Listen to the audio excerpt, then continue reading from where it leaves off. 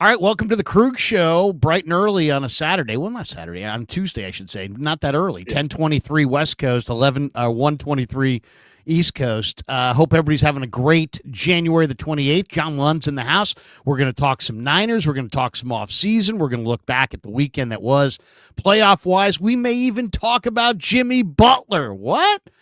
It's all straight ahead. It's the Krueg Show meets the John Lund Show. Let's go.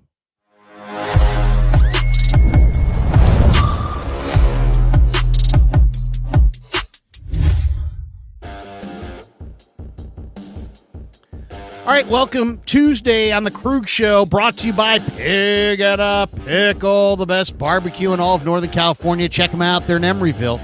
They're in Corte Madera. We were there Sunday for a little meet and greet. Thanks to everybody who came out. Good time was had by all. Thanks to Pig and a Pickle for being the title sponsor of the Krueg Show. And check them out. They're 2 locations, and they're open, as I said, 7 days a week. The best brisket you're going to find. But it's all good, man. I had some taquitos there this weekend watching some of those games. And every time I looked up, Damon was putting something new in front of my face saying, hey, we're doing this now. Try this. And I was like, oh, yeah, the chili's good. The brisket's great. The barbecue chicken's great. I only left there about 40 pounds heavier than I walked in.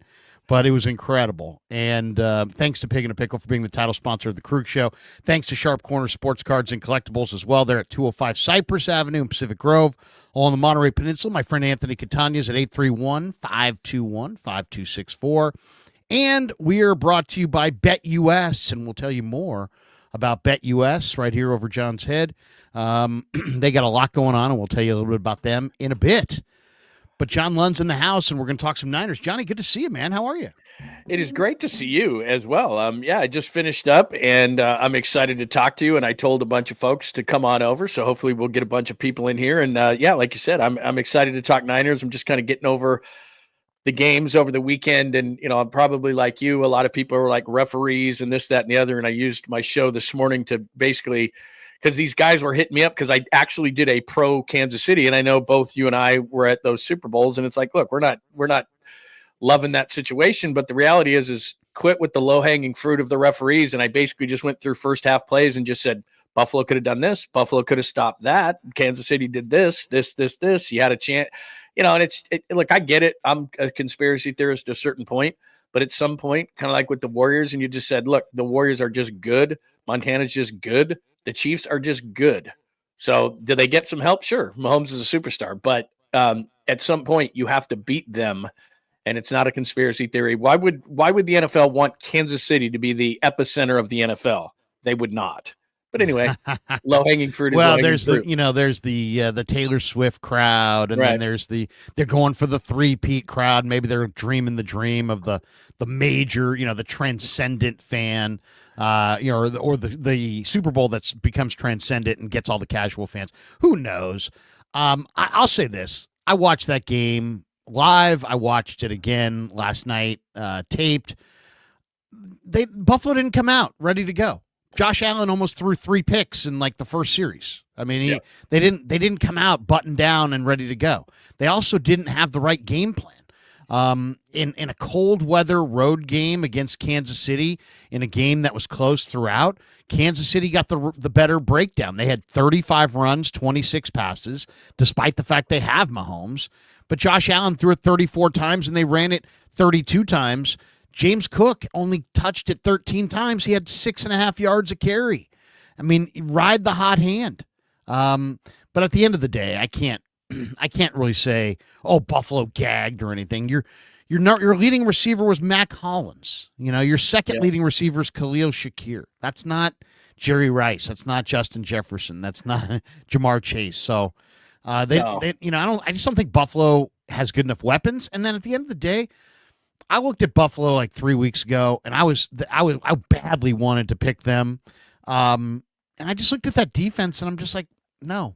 There's just not enough here. There's not enough on defense. I'll tell you, too, in going back through, and I know this is dorky, but it was because I was getting so much on social media back of, being a homer of the Chiefs, although, I sat in Miami as the confetti went over the field and wanted to vomit in that stadium as I left at 4 a.m, or last year in Las Vegas, the same exact thing. I'm not a Kansas City fan, but I try to be like you, as objective as I possibly can. And the reason why Bills fans were blaming officials because they didn't want to blame Damar Hamlin. Damar Hamlin was awful. He got absolutely abused so many times. I pointed out probably 10 different times where he was lost in coverage, missed a tackle, got beat for a touchdown. Andy Reid all day long just went after Damar Hamlin. And we know this with Mahomes and the way he gets out of the pocket, you have to be disciplined in your pass rush. Greg Rousseau, the defensive end out of Miami, absolutely got abused, constantly diving to the inside, leaving the outside for Patrick Mahomes to go to the outside, or misdirection kind of plays where he got absolutely abused. They just made so many mistakes. And you can pick out 3 plays. I picked out 50 this morning that said, or on the final play to P. Ryan where they got the 3rd down, where if they had one last chance, they overloaded the left side, went everybody right, picked the linebacker in the middle who was 43, who was supposed to have P. Ryan, and got that's an Andy Reid special in which he just out-executed you. Or how about Joe Brady, the offensive coordinator? They missed the 2-point conversion on the 4th down, the tush push, what Buffalo does of it. They ran it 3 times during that game. You know what Philly does when you overload that? They had the play where near the goal line, they had Kenneth Gainwell, 14, go around the side. How about one time you just do that? You lost the game by 3 points. You gave up a bunch of key 3rd downs. You had a point that you took off the board right before the half when Hollins made that great catch, and you went for 2. What play did you run? The same play you always run with Josh Allen, and Kansas City stopped it. How about you do some kind of a version of it like Philadelphia does with Jalen Hurts when they had Gainwell around the corner and he walked into the end zone on a fake tush push? If you do that, it's probably 21-18 at the half instead of 21-16. So people don't want to go back through it because that's hard. What's easy is blaming quarterbacks, blaming officials, and the Bills fans don't want to blame Damar Hamlin because Damar Hamlin died on a football field, when the reality is he got beat on no less than 10 plays in which he either missed a tackle, was completely out of position. He had to take Worthy a couple of times because of the way Kansas City set things up. He got beat on the touchdown along the left side. So I don't want to go over on it because I know we want to talk about the Niners, but it's the whole point of the low-hanging fruit that is easy to look at and say a quarterback, an official, a head coach, when the reality is the Chiefs are just good. And I'm sorry because we don't want to say that, but they're just good. Like the Warriors when they beat teams time and time again with Curry, or the Niners did with Montana and Young, they're just better than you. I mean, that's just what it comes down to. They got the best head coach. They got the best offensive coordinator. They got the best defensive coordinator. They got the best special teams coordinator. They got the best quarterback. They got the best defensive tackle. I mean, they may have the best corner in McDuffie. I mean, they have some of the NFL's greatest talents individually. Right. And then just Andy Reid. I mean, just Andy Reid time and time again called the plays, designed the plays. Whereas you said Buffalo just defensively, they lost the corner early in the game. They went after Elam the whole game. Damar Hamlin, they had a couple of linebackers, even Milano. Milano played terribly that game. Rousseau, like I said, was totally undisciplined, dove to the inside time and time again when because the Niners have the same thing. You and I both know this because we've talked to the coordinators. When you play Kansas City, you got to must rush Patrick Mahomes a lot of times. You cannot let him out of the pocket. He ran for 2 4th downs. He ran the exact 4th and 1 play that he ran against the Niners in the Super Bowl to get their 4th and 1 for 4th and 1 against Buffalo late in the game. It's just, what you have to do, but somehow you get out of it and you don't execute the way that you were told to execute all week long. And that's what happened to Buffalo. So, yeah. No, I mean, anyway, sorry, I didn't mean to go on that tangent. No, the long and short of it on Mahomes is that he's not a runner in week 5. But if you get him with the money on the table in the playoffs, he ran 11 times in this game. 11 times. Yeah. He had a 12-yard run. He had 2 touchdown runs, but he ran 11 times. When the money is on the table, Mahomes will run in the second half of big games, in the playoffs. So, yeah, taking away his running lanes. I mean, it's vitally important that you rush in your lanes and that you stay disciplined. And if you give him an avenue, he doesn't want to put it in the air. He understands 80% of turnovers come off the pass game. So if you don't have to put it in the air, why would you? Just run. And in today's NFL, you're going to slide down. You may take a hit. You're probably going to get a 15-yard penalty on top. It becomes a very high, very explosive play. we titled this stream Nick Sorensen leaves for the Cowboys, Niners hire Brant Boyer. Both those have become official this morning. Schefter and Rappaport both tweeting that Sorensen is now officially the Cowboys special teams coordinator. The Niners have hired Brant Boyer, who obviously comes with Robert Saleh from the Jets. What do you think of the two moves? Sorensen to Dallas and Boyer now replacing him. Good riddance to Nick Sorensen. If he didn't want to stay around the 49ers, I understand it. I think that having worked in Dallas, I don't know if you saw the press conference. I'm sure you did yesterday. Jerry Jones is just a joke, and he's losing it. And he reminds me of losing his mind. He's crying and emotional. He reminds me of Al Davis near the end. There's no reason to hire Brian Schottenheimer. You're the Dallas Cowboys. You should get somebody more established. But Jerry wants to run the show. He doesn't want to share the spotlight. And I wouldn't want any part of that regime, because although it's going to take a lot for Jerry to fire someone because he hires them, so therefore he doesn't want to have egg on his face and fire him after a year. But Nick Sorensen didn't get it done as a defensive coordinator, and I think it's smart to have him not be in the building, because I know that the Niners liked him and you were at the press conference, but it would have been strange. Okay, you're no longer the DC, now you're the special teams coach, which is essentially a demotion. So that whole thing would have been weird. And then as far as Brant Boyer, like you, I remember him as a linebacker in the league for 10 years. He seems to have that fiery demeanor that Saleh has. So I like that. That probably means nothing, but I like that on that side of the ball. So he seems that way. But the main thing that comes out of it is, if you survive 3 different regimes in New York with the Jets, and every coach that came in, whether they were successful or not, said, I like you and you're good, then there's something to be said for that. Nobody survives 3 regimes in the NFL. Nobody survives 9 years in New York with the Jets, as big of a dumpster fire organization as they've been. So there must be something to Brant Boyer. There just must be. And like I said, the highlights I saw, and again, it made me nothing of his energy. And I know that a lot of people have talked about that with Saleh coming back. I like that. You and I have been to training camps many times together, standing on the sidelines, talking about it. I like Saleh, and it's not just going back to that Rams game in Week 6 in 2019, where he kind of became Robert Saleh after that goal line stand and pumping his fist on the sideline. He does that in camp, and Boyer is going to do that in camp. And then there's Kyle, who's going to be in control and stoic on the offensive side. And so the biggest thing to me is, I know for a fact, and you do too, from being around there a lot last year, Kyle had to stick his head in special teams meetings. He doesn't want to do that. Kyle had to stick his head into defensive meetings. He didn't want to do that. He doesn't have to do that. Robert Saleh's an adult. Brant Boyer's an adult. They're veteran guys, and they're going to tell Kyle, don't worry about it. I got this. Kyle doesn't want to pay attention to special teams, no matter what John Lynch or Kyle themselves say to that Kawakami question. He doesn't want to do that. He doesn't. We all know that. It's a well-known fact.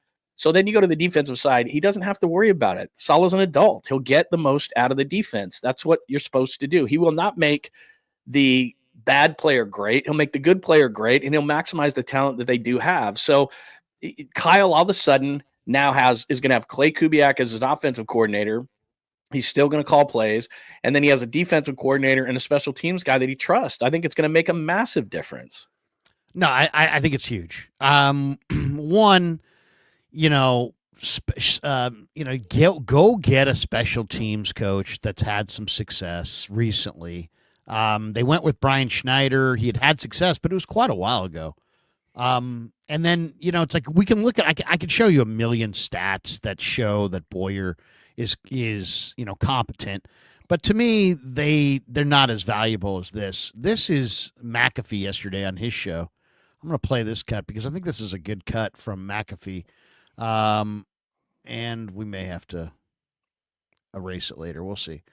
Here we go. Here's McAfee talking about the Niners' new special teams coach. You know they brought him to be their special teams coordinator? Who? Brant Boyer. Yeah, they did. Wow. San Fran? San Fran. Holy shit. Our guy. This guy's a beast. He was at the Jets, and I think even the Jets fans would say there was a lot that went wrong with our team. Our special teams was great. Blocking kicks, taking kicks to the house, throwbacks, you name it. Boyer's a dog. He played in the NFL 13 years as a teamer, I believe, back whenever it was CTE era. Mm-hmm. Yeah, he's wedge buster, this guy, as a teamer. Absolute beast. Stud. Great coach. Players love him because he was a player, and he has that mentality, but he's obviously very good at his gig. So you got Shanahan, Saleh, and Boyer. That is a great setup for the Niners to bounce back. Christian McCaffrey just going to be okay. We'll see. Achilles tendonitis is just going to be Can all they right. keep their roster together too? Can they keep everybody, or are they going to lose anybody big? That's the convo with Purdy now. Is like if they pay him normally that first year, right? Because All right. Don't you love That's a national theater guys? of the, Don't theater you of the love national absurd guys? 'Cause immediately. That's where a lot of misinformation comes. I love that he knows Brant Boyer, and that was great to get that information. And then they start speculating about who they keep and who do they do. And then AJ Hawk, if he didn't even work, that would be a sin. Like, how would you not know? And I get it. That's part of their shtick, and I understand that. But it's like Purdy's not going anywhere, guys. But what they said about the coaching is kind of what we just said, is they're going to maximize their coaching. Now, could they have injuries? Could they have this? Could they have that? Yeah, but as the national media is trying to bury the 49ers, what's funny is, and I know you know this, of all the reasons why they're going to be better, and there are a lot of them starting to stack up, the fact that their schedule at home this year, like if you're a season ticket holder, this sucks. But if you're a 49ers fan, this is great. They have one team from the 2024 playoffs coming into Levi Stadium, which is the Rams, which you can beat. There are no other playoff teams on the home schedule, and there are very few on the road schedule. So you start looking at this coaching staff. You start looking at the logic of sports, which is they're not going to have another crazy-ass season like they just had. That's not going to happen 2 years in a row. They're going to sign Purdy, and they're going to sign him on time. You have one of the easiest schedules. The 2024 class of rookies, which was really good, is going to get better. The 2025 as far as, and this is right up your alley, the draft, they have like top 5 draft capital in this draft. I mean, you start stacking these things up, and it's fine. The national media doesn't have to be on board with the 49ers.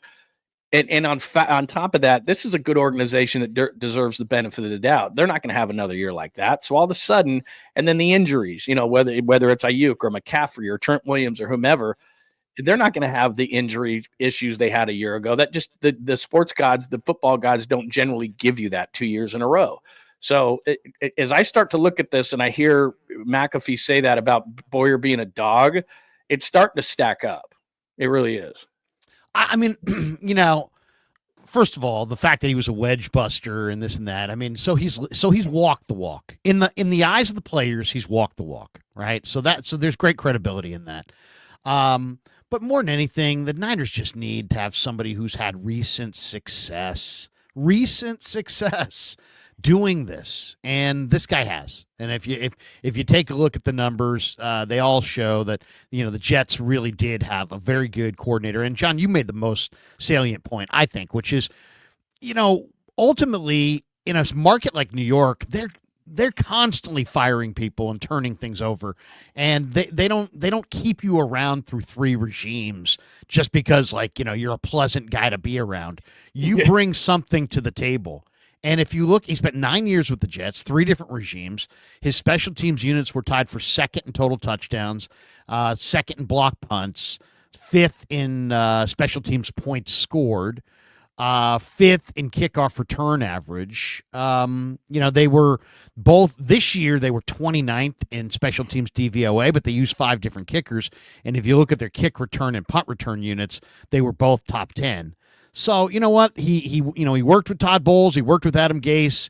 Gase kept him. He could have not.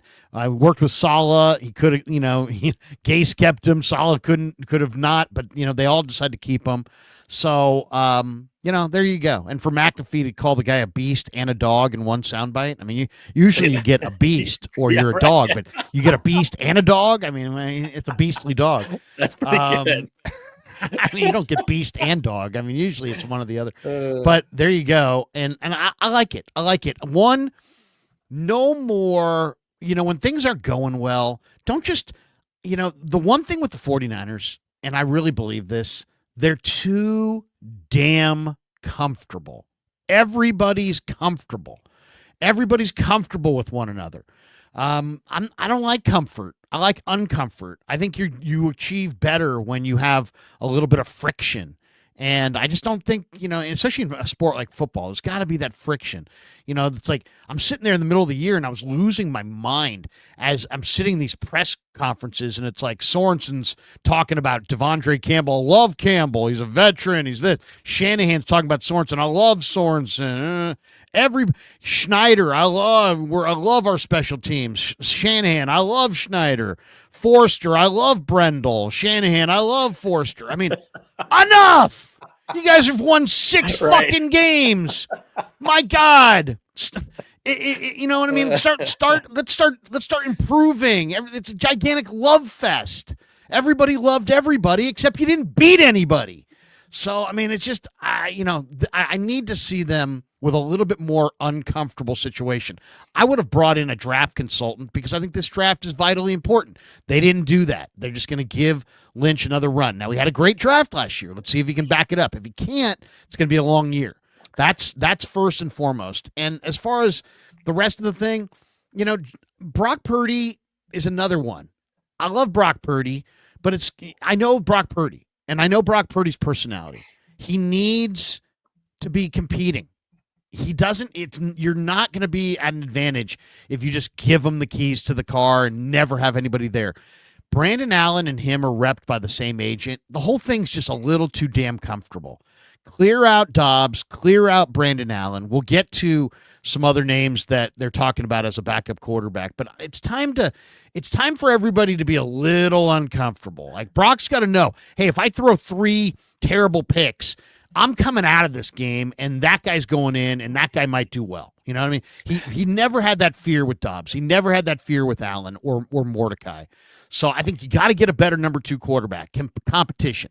You got to get a better group of offensive and defensive linemen competition. You needed a better special teams coordinator. You needed a better defensive coordinator. I mean, you just overall, you just have to make some upgrades. And if it's uncomfortable, so be it. So be it. Uncomfortable is not, you show me comfortable people, I'll show you people that probably are not achieving as to the level they could. I want to see people who are a little bit on edge, who just have a little, we were all a little bit better when there was some guy sitting there at the radio station that could take your job. If literally every guy coming off the bench was a donkey, you could do whatever the hell you wanted. But if there was somebody who was really, really good, I mean, it's just like any walk of life, any business. If there's somebody that's there, sitting right there, that can do your job, guess what? You're going to work a little harder than if the guy sitting there could never do your job and would never threaten you. So that's I just want to see the Niners get from this kumbaya to maybe a little angry, maybe a little edgy, maybe a little some guys fighting in the locker room, maybe some coaches fighting, maybe some executives, maybe some content creators. Let's get it. Let's go after it. I don't know how long I'm going to be here. I'm going to be here. I'm not going for the 40-year plan. Let's get this thing done. You've been trying to get this 6 Lombardi since 1995. It's now 2025. Let's start to start checking some of these boxes and go about this with a little bit more intensity than everybody loves everybody, but we fucking suck and we won 6 games. I think that it's a great point. And I think what's weird about that, though, is, and listening to you say that, is because this, when you go down there, there is a strangeness in the air. There is a, I don't know, it feels weird, and there is an intensity down there. There is an uncomfortableness down there, but it's not an uncomfortableness within the players and coaches. And I do think that's going to change with Kyle, because you start looking at this thing, they need to be in a desperate situation, like you said, because this isn't like 19. This offseason, 19 it was, and George Kittle said this on the sidelines, we'll be back. We'll be back. And I really felt that way. And I remember being in the radio booth, and Tim Ryan said something to the effect of, a dream delayed. He said, it's not a dream denied, it's a dream delayed. That's what he said in Miami. And I believed that. And then I came back to last year, and he tried to say the same line, and I was in the exact same position sitting in Las Vegas doing a post-game show as the confetti was on the field, and I heard him say, a dream delayed, not a dream denied. And I said, you know what? This isn't a dream delayed. This is a real question of whether they can get this done. I thought they could get it done after they lost to Kansas City the first time. I don't know anymore, because they've gotten older and injured and more expensive, and it's going to be difficult. So like you said, it's not that everybody needs to be nice anymore. It's that, guys, we have a shortened window here and it has to be done. Now, as I said, there are a lot of things that tell you that the 49ers can turn this thing around within the division. You know, there's talk of Cooper Kupp leaving the Rams. There's talk of maybe Stafford retiring. There, you know, so as much as the Rams are doing well, if those two guys aren't around, you know, that's going to be a totally different situation. Seattle is coming up. Arizona's Arizona. But now you start looking at the rest of the conference, you know, Philly and what they've done, and Minnesota and Green Bay, and all these teams have gotten better, stronger, better in the trenches, especially on the offensive line. And this morning, and I'm sure you saw this, it must be that it is time for Mock Tuesday, because Daniel Jeremiah gave the Niners a guard from Missouri, and the Athletic gave the Niners a guard from Ohio State, and Draft Network gave them a tackle from Ohio State. And this is where, again, the national media knows nothing, which is the Niners aren't taking a guard or a tackle at 11, boys. They're going to possibly take Walter Nolan from Ole Miss or something, a defensive tackle. They are going to build, because if you start looking at where they are, the offensive line is an issue, but it's especially at left guard and center. They need to fix it. But defensively, Saleh's going to come in. He's not a magician, but he's going to help. I think I've heard that Dre Greenlaw is more likely to come back now. So let's say Greenlaw, Warner, young secondary. That's awesome to hear. Yeah, I do think that. But young secondary, which I think is going to get better. Bosa's there. Floyd is serviceable, although I'd like him as a third down guy. But okay. But it's screaming for interior line help. And if you look at what Philadelphia, and again, the greatest form of flattery is imitation. So if you look at what they've done, and they've done such a good job in Philadelphia. In 2022, first round, Jordan Davis. In 2023, first round, Jalen Carter, who slips to 10 because of personal issues. Nolan Smith, who's running a 4.39 off the edge. They basically just took Georgia's team and brought him over there. Nakobe Dean. They start getting these guys, and then last year they go and get two corners, which was a screaming need for them, and both are all rookie-type guys. The Niners have to look at the Eagles and say, what they did is what we need to do. They're solid on the offensive line, but they went into it and said, we're getting older. Fletcher Cox isn't going to be around forever. Brandon Graham's not going to be around forever. These linebackers, Jason Kelsey, and they went straight to the trenches, and they replenished themselves to a team that we all thought was out of it, right? And what did they do? They changed their defensive coordinator. The Niners just changed their defensive coordinator. So, it can make a huge difference, but you better have the pieces in place. And Philadelphia did. These young guys just didn't know how to play. And Nick and Fangio came in there. Vic Fangio came in there and said, okay, this is how you play. And I think Saleh can do the same thing, but if they don't address it in the draft or in free agency, more so in the draft with young players on the inside, as great as Saleh is, I'm sorry, but Kevin Givens and the type of plan, Jordan Elliott, who was a complete bomb this year, they're not going to be able to do it unless they get the talent. He had Quinnen Williams last year. They stacked up on the defensive line, did the Jets. They have got to figure it out defensively, because as much as we want to talk about offense, when they get the guys healthy, when they get Ayuk and when they get McCaffrey and they're going to score plenty of points. They've got to look on the defensive side, especially in that interior, and say, how do we stop the run? Because for the last year and a half, all of last year, and then with Steve Wilkes, especially in the second half of 23, even though they went to the Super Bowl, for a year and a half now, they haven't been able to stop the run. And they're not going to compete in the NFC until they do. No, no, it's well said. Also, you mentioned Philly. So let's talk one thing that a couple guys at Philly would acquire that the Niners wouldn't acquire, and it's a problem. Jalen Carter runs a little hot. He's got some issues as far as off the field. He had some issues going into, but he's a badass. He's an incredible player. C.J. Gardner-Johnson runs a little hot, all right? It pisses people off, says a bunch of stupid shit. But guess what? He's freaking amazing. And he will come up with that tackle for loss with the game on the line. And these are difference-making defenders. And I just think the Niners are a little too nice as a football team. There's no danger in that locker room. I want to feel like I want them to have 4 or 5 guys in the room that are a little bit crazy, a little bit on edge, a little bit nasty, a little bit dysfunctional. Not everybody can be a Boy Scout. You got a bunch of great guys, high character. I'm not saying go for a bunch of criminals, but I'm just saying, broaden your scope and get the best players. Don't get the best players who are great guys. Get me the best players, period. I don't care if they're great guys. It's a rough game. It's played by rough guys. And you got to have some collection of rough guys in that room. And Philly does, and the Niners don't. Now, that's not why the Niners didn't win, but that's one area. When you're looking at some of these defensive players, a couple of these guys are going to run a little hot. A couple of these guys are going to have had a run-in with a coach or whatever. Do your due diligence, figure it out, but get the best players. And let's not be so overly concerned. And people would say, well, what about Devondre Campbell? No, Devondre Campbell wasn't that. Devondre Campbell was a guy who couldn't handle the twilight of his career and just started getting verbal and angry and pissed off.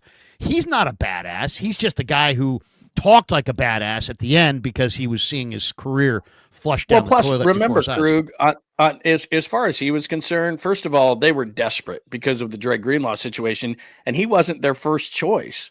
Their first choice went to Dallas and said, hey, well, I'll sign with you. No, I won't. I'm going to go to Dallas.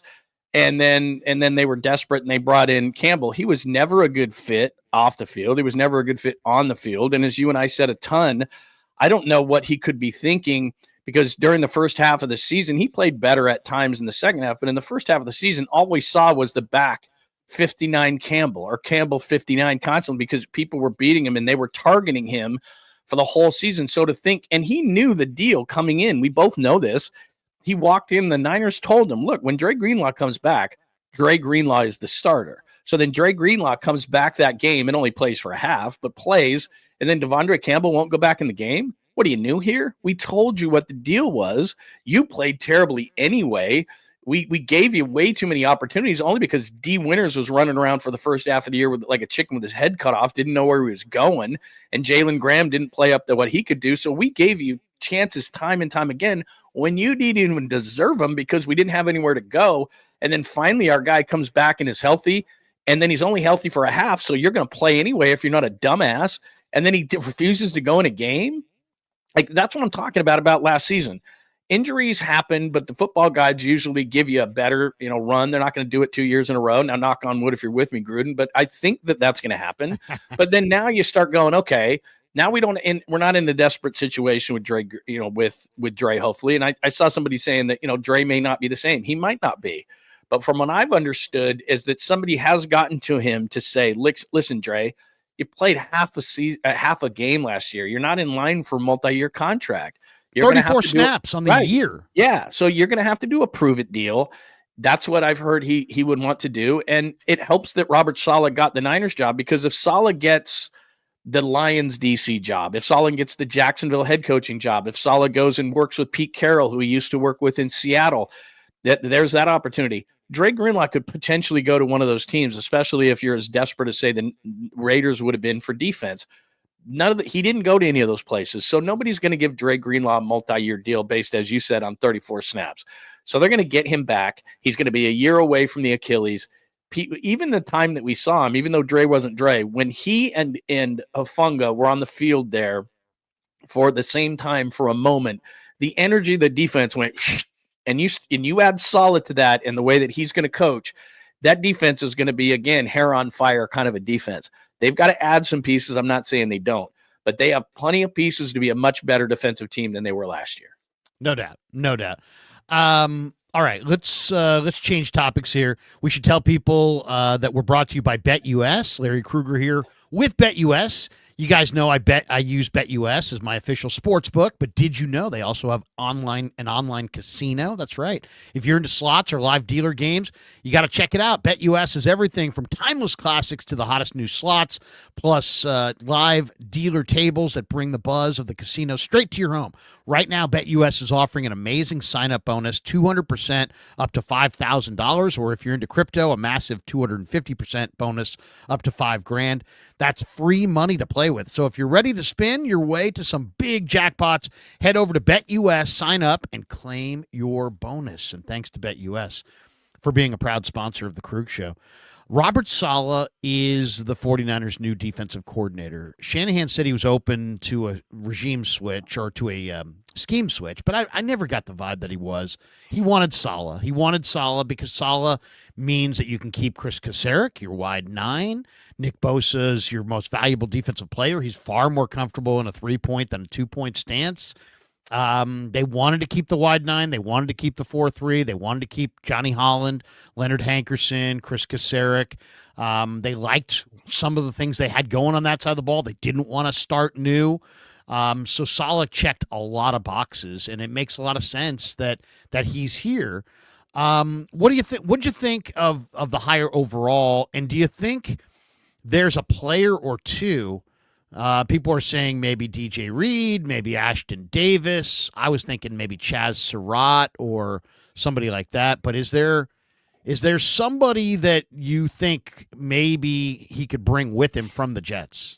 Well, the first name is the first guy that you mentioned there, and that you and I have told people a story about how we were doing the Saturday draft show, and DJ Reed came on as a pick of the 49ers in like the 5th or 6th round, and out of Kansas State, and acting like he was Deion Sanders, like no one was going to beat him and everything. But that's what served him well. He went from here to Seattle, from Seattle to the Jets, and he's been an above average corner and was pretty good for the Jets last year. So the one thing they do need another corner, because obviously Charvarius Ward is not coming back under any circumstances. His wife has PTSD. She can't even come back into the state of California. She just, it terrifies her. So he's not going to be back. Demo signed to an extension in that. Renardo Green was very, very solid, especially late in the year. That leaves you one corner short to me. And they've got some other candidates out there. But if you get DJ Reed out there, and he's a solid veteran, he can play in, he can play out. He's a little bit undersized, but he's tough for his size. I really like him. I like Surratt too. He's a guy that I really liked coming out of college as well. He's a nice player, and I think they do need to have a better backup plan for Dre Greenlaw. I think Dre's going to play. He's a year away from the Achilles, like we said, but I think that you need to have a little bit better idea of depth. You gave Winters a chance. You gave Graham a chance. I don't think they were up to the task, and you got to put somebody next to Fred. The only reason Fred was playing on that bad ankle was because there was no one else out there, and they were trying to compete for a long time until they got completely knocked out. But he's like, I got to play on a cracked ankle because there's just nobody else at the second level that can help me out. So I think that they're going to have a better idea of possibly what to do there. And it would be nice to get a rookie. And I know you know a lot of backers coming out. There's a lot of different type of backers, whether they're edge guys or off-ball guys. There's some good ones, but I don't know that they want to rely on a rookie, and I think there are other places that they need to go. But as far as Saleh coming back, as I start looking, like Matt Eberflus was just signed by the Cowboys, and then Nick Sorensen's brought in as a special teams guy for Brian Schottenheimer. There's no rhyme or reason of what the Cowboys are doing. Jerry Jones is completely lost, and there's no rhyme or reason or connect. These guys don't know each other. You start looking at getting the continuity of a Saleh back, and a Boyer who knows Saleh, and a Clay Kubiak who knows Kyle. These guys are going to hit the ground running next year. They've got continuity amongst their coaching staff. They know what they want to do. They're all on the same page. Compare and contrast that to Dallas. Brian Schottenheimer isn't even a good offensive coordinator, let alone a head coach. And Jerry's doing that so he doesn't take the spotlight away from him. Nick Sorensen hasn't worked with this group. Eberflus is a good defensive coordinator, but he's coming from Chicago. It's just a hodgepodge kind of a thing. And it's the difference between an organization that understands it and an organization that is completely rudderless, which is what the Cowboys are. I looking at Saleh coming in and looking at this defense, the interesting thing to me, John, is that there's only two guys. Only Warner and Bosa are the only guys that were there when Saleh was here last time. I mean, talk about how quickly things turn over. I mean, in Greenlaw, of course, but there aren't too many. I mean, there aren't too many 49ers that were there when Saleh was there. I'll tell you one guy, if you're saying make a prediction on who, I just think the Niners are going to turn over their D-line. I think, I know they got Jordan Elliott and Malik Collins under contract. Givens is a free agent. I think he's gone. Hargrave's a free agent. I don't think he's coming back. They could have Evan Anderson will be there. They have Khalil Davis, who they traded for, never played. I don't know if he'll be back. They have Kalia Davis. I just think they're going to wind up changing out a lot of their defensive linemen. I'll give you the two guys. I think Chaz Surratt is a low-cost run and hit linebacker. He's nice. Who I could see, coming here. I could just, even as a backup linebacker, I think there's value there. The other guy who I really think is a fit, I know maybe Niner fans are going to go, Solomon Thomas. I think Solomon Thomas is coming back. Why? Because Solomon Thomas has what Kevin Givens doesn't have, and that is a motor. Kevin Givens, has probably a little bit more power, a little bit more speed, a little bit more everything. But you know what? Solomon Thomas might be a little bit bigger, and his motor runs revs a lot hotter. And I just think that Solly turned him into kind of a situational, or Saleh turned him into a situational rusher with the Jets. And, he's still 295 pounds. He still plays really, really hard. He's not, obviously, the stain of being, the third pick in the draft or whatever is obviously washed away at this point. He's 29. But I could see him in a rotation playing very, very hard up front, harder than Givens played the last couple of years. So I think Givens walks. I think Solly replaces him probably at a decent price. I'm not saying he's going to start, and I don't think he should, but I think he would be in a rotation off the bench. Well, clearly Saleh likes him, and I wouldn't really have a problem with it. It's just like you said, the reputation he got here was, hey, dude, we took you third. And we could have had Patrick Mahomes. And so that's the biggest thing was damaging against him. And we remember him at Stanford playing against North Carolina in that bowl game, and he got a touchdown, and he was so dominant. And so the comp was coming out was he was going to be a Michael Bennett type, the old Seahawks defensive lineman who played in and out. And we thought, well, he's going to play in, he's going to play out. And then what did you and I talk about a million times up in the booth? He can't play inside. He can't play outside. He was a tweener. He just couldn't – they couldn't find a role for him. But now – he comes back at the age of 30, and he's a rotation player, and you don't expect more out of him. So that's fine. I do think, and look, I don't think they're going to just target a position because they need more. And the defensive lineman coming out. I like the kid Harmon out of Oregon. I like Nolan, the kid out of Mississippi. There's a number of guys, depending on how the draft process goes, that if they're there at 11, that's where I think the Niners are going. Because like you said, you can go with rotation guys to a certain extent, but you have to find the one guy who can push the pocket. You have to find, and it's hard to do, but you have to find your Jalen Carter, who absolutely wreaks havoc for Philadelphia and makes things easier for everybody else. Jordan Davis is a massive dude and can help stop the run there for the Eagles, but they don't, he's not great, but Jalen Carter makes it turn. Again, let's look at the teams who are most successful. Kansas City's in the Super Bowl. Chris Jones, end of first round kind of a guy who, by the way, was best known at the combine for his junk falling out after around a 40.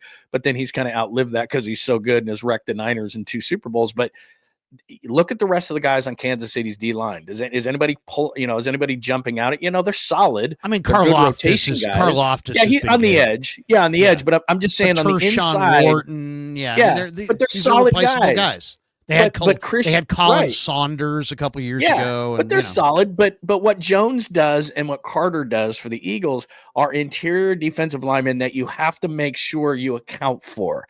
And right now, for the Niners, you don't have a guy you have to account for. And when they were so good with, throw Ford out because he was hurt. But when you had Buckner and Armstead and Bosa, it was like, what the hell are we going to do here? If Bosa just had one defensive tackle, that's what Hargrave was supposed to be and never was, which was, we have to account for Hargrave. We have to account for Armstead. We have to account for Bosa. Hell, what do we do? And when Hargrave never became that, it made everybody worse. And then Bosa's getting double teamed. And I think Floyd, if he could be a third downer and they could get somebody who could really set the edge there and give them some in the pass rush, but they need a stud in the middle. Just one. You don't need two. I mean, the Niners were spoiled when they had Buckner and Armstead. But if you could just get one, what Chris Jones does, what Jalen Carter does for their Super Bowl teams to make everyone around him, and then all of a sudden you don't have to turn everything to Bosa too, will make a massive difference. So could they get an edge guy at 11? Yeah. But I really think that if there is somebody there that they think can be their version of either Jones or Carter, that's the direction they're going to go. And again, the draft backwards and forwards already. If I'm just saying Nolan or Harmon or somebody like that who they think could be that, then I think that's where they'll go. I'm going to share the screen on this. Matt Miller from ESPN, who's their draft guru, whatever, he had a tweet today saying, he's in Mobile, talking about the draft class. And one of the things he's like, the defensive tackle class is really, really deep. Well, this is just a picture of it. I'm going to give you guys an idea here of what we're talking about. So this is draft. Graham will be long gone. I would have mentioned Mason Graham, but he's tough. He's going to go top 5. Mason Graham's a tremendous player. I mean, he doesn't look like much, but he plays like a ton. I mean, he just, he's barrel chested. He's not ripped or anything, but he's just so functionally incredible. If you watch this guy, he never loses. So Mason Graham, stud. Derek Harmon, leads the nation and tackles for loss among defensive tackles, I believe. 6'5", 310. He's a beast. Walter Nolan from Ole Miss, started at A&M, transferred to Ole Miss. Just incredible. I mean, great against, I think he was second in the SEC in tackles for loss, great against the run, according to PFF, really good against the pass, quick pass rusher, but also as a war daddy against the run. But, then there's, that's just the top 3 guys. Okay, but then there's a ton of guys. Shamar Turner was a 5-star recruit. I'm an A&M fan. This guy's an incredible athlete at 6'3", 300 pounds. This guy right here, Omar Norman Lott, plays for Tennessee. He's from Grant High School in Sacramento. He's just an absolute strong as an ox. Just so strong, it's unbelievable. He's an incredible player. They have him going in looks like the second round. Howard Cross, you know that name because his daddy played for the New York Giants as a tight end for years. He's short, but he's a high motor guy. I don't love him here in the 70s, but I do love him. Right. Nebraska has 2 guys. They have Ty Robinson, who's 6'6", 310, who's just monster. Absolute monster. This guy's just such a war daddy in the middle. And then down here, I think it's actually, maybe he's not even on this list because this is the 3 technique. This would be his buddy's a 1 technique. Nash Hutmacher. And I just bought my Nash Hutmacher NIL t-shirt. See, I love when we start going down this road. This guy's amazing. This guy's amazing, Johnny. This guy's like Krueg. Never lost. This guy's been wrestling since he was like yeah, this guy has been like winning wrestling matches since he was like in his mother's belly. He's like incredible. Nash Hutmacher. He wears number 0. Hutmacher. This guy's just a beast. Just a beast. And if you've seen some of the highlights from the shrine practices, he is just destroying people in the shrine. Look where he's listed as the 14th, number 472. He's not even expected to be drafted. So, that just gives you an idea. This guy right here, C.J. West from Indiana, has absolutely dominated this week in the East-West Shrine game. 6'2", 320, just monster.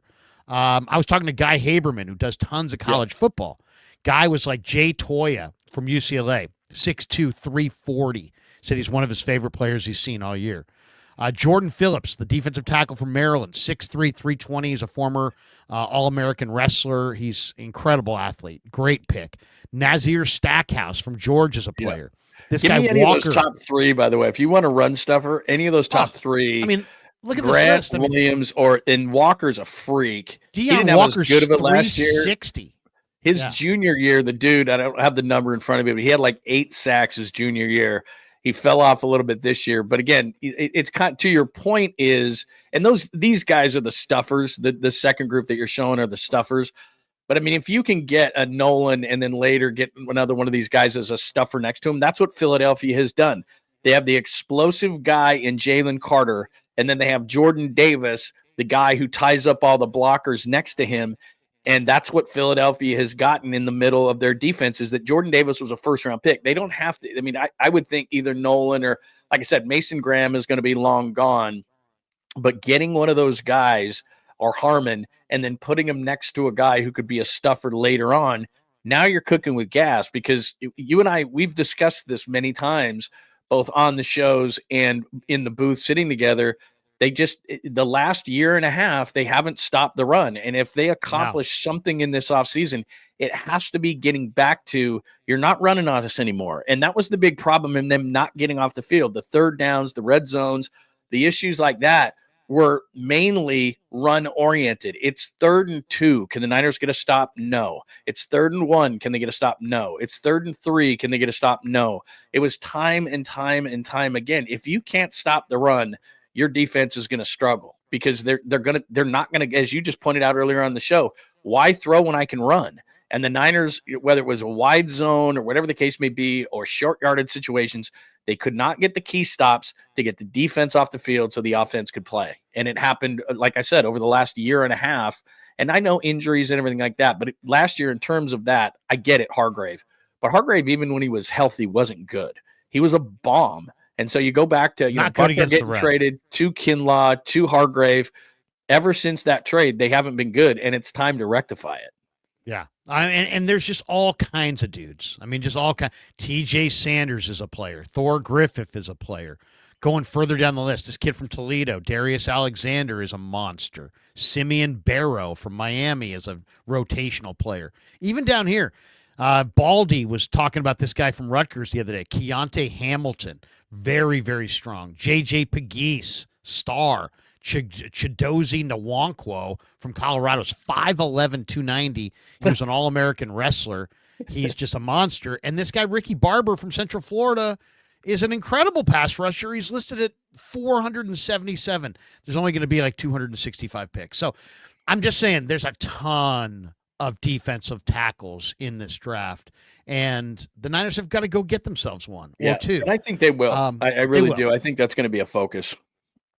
Couple things I wanted to hit on here. One of the interesting things coming out of Mobile is that there was one scout that I followed tweeted this out. The Eagles represent the return of the running back and the importance of power football. And basically, you have to be able to run the ball to win Super Bowls. Teams are running more now than they have in the past. Now, why is that the case? And this is not like, oh, are you sure about this? No, this take it to the bank. I've done all the research on this. Teams are running more now than they have in the past. And here are some of the reasons why. The edge defenders have gotten smaller. The linebackers have gotten smaller. They used to be 250, 260. They're now 220. 215, there's small linebackers everywhere in the league. They're smaller and faster. They're small edge rushers. They're 230, 235. They're 240. They're not 280. So that's one major factor. The increase in split safety looks and light boxes is making it really difficult to pass and more difficult to generate explosives in the pass game. So linebacker play has gotten worse. They don't break down in space as nearly as well as they used to. The too high safety looks have increased by percentage every season in the NFL, John, since 2019. This year, it's the highest ever recorded. And successful defensive coordinators, guys like Mike McDonald in Seattle or Fangio, obviously McDonald's the head coach, but Fangio in Philly, they have now popularized the two safety looks, and it's now pretty much copycatted all across the league. It is in vogue, the two safety looks. And what you're seeing is that the top NFL teams, Philly, Baltimore, Detroit, are now equipped to counter these trends because they have big bullying offensive lines that just bulldoze people. Jahmyr Gibbs' 2024 EPA per rush is the best in the NFL in over a decade. Teams are playing nickel a lot more than they have in the past. From 2016 through 2021, teams were lined up in nickel 57% of the snaps. From the last 3 years, 22, 23, 24, defenses are lined up in the nickel 64% of the snaps. So, and then I looked it up.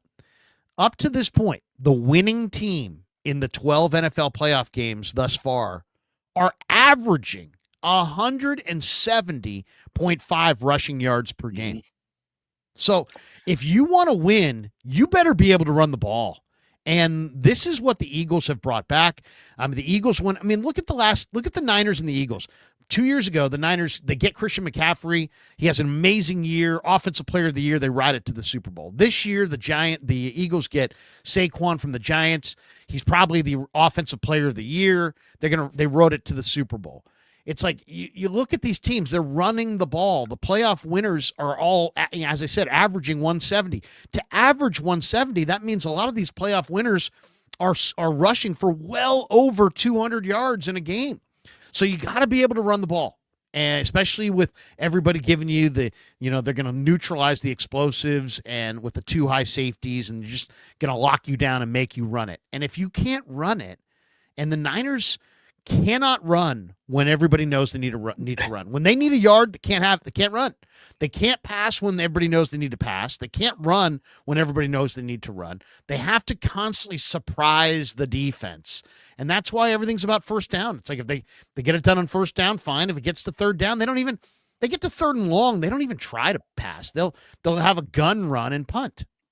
They've literally have quit on trying to pass, and they don't run the ball is effectively Jake Brendel. Look at the Niners run, PFF run grades. It's awful. They're horrible run blocking offensive line for the most part. Pooney's good.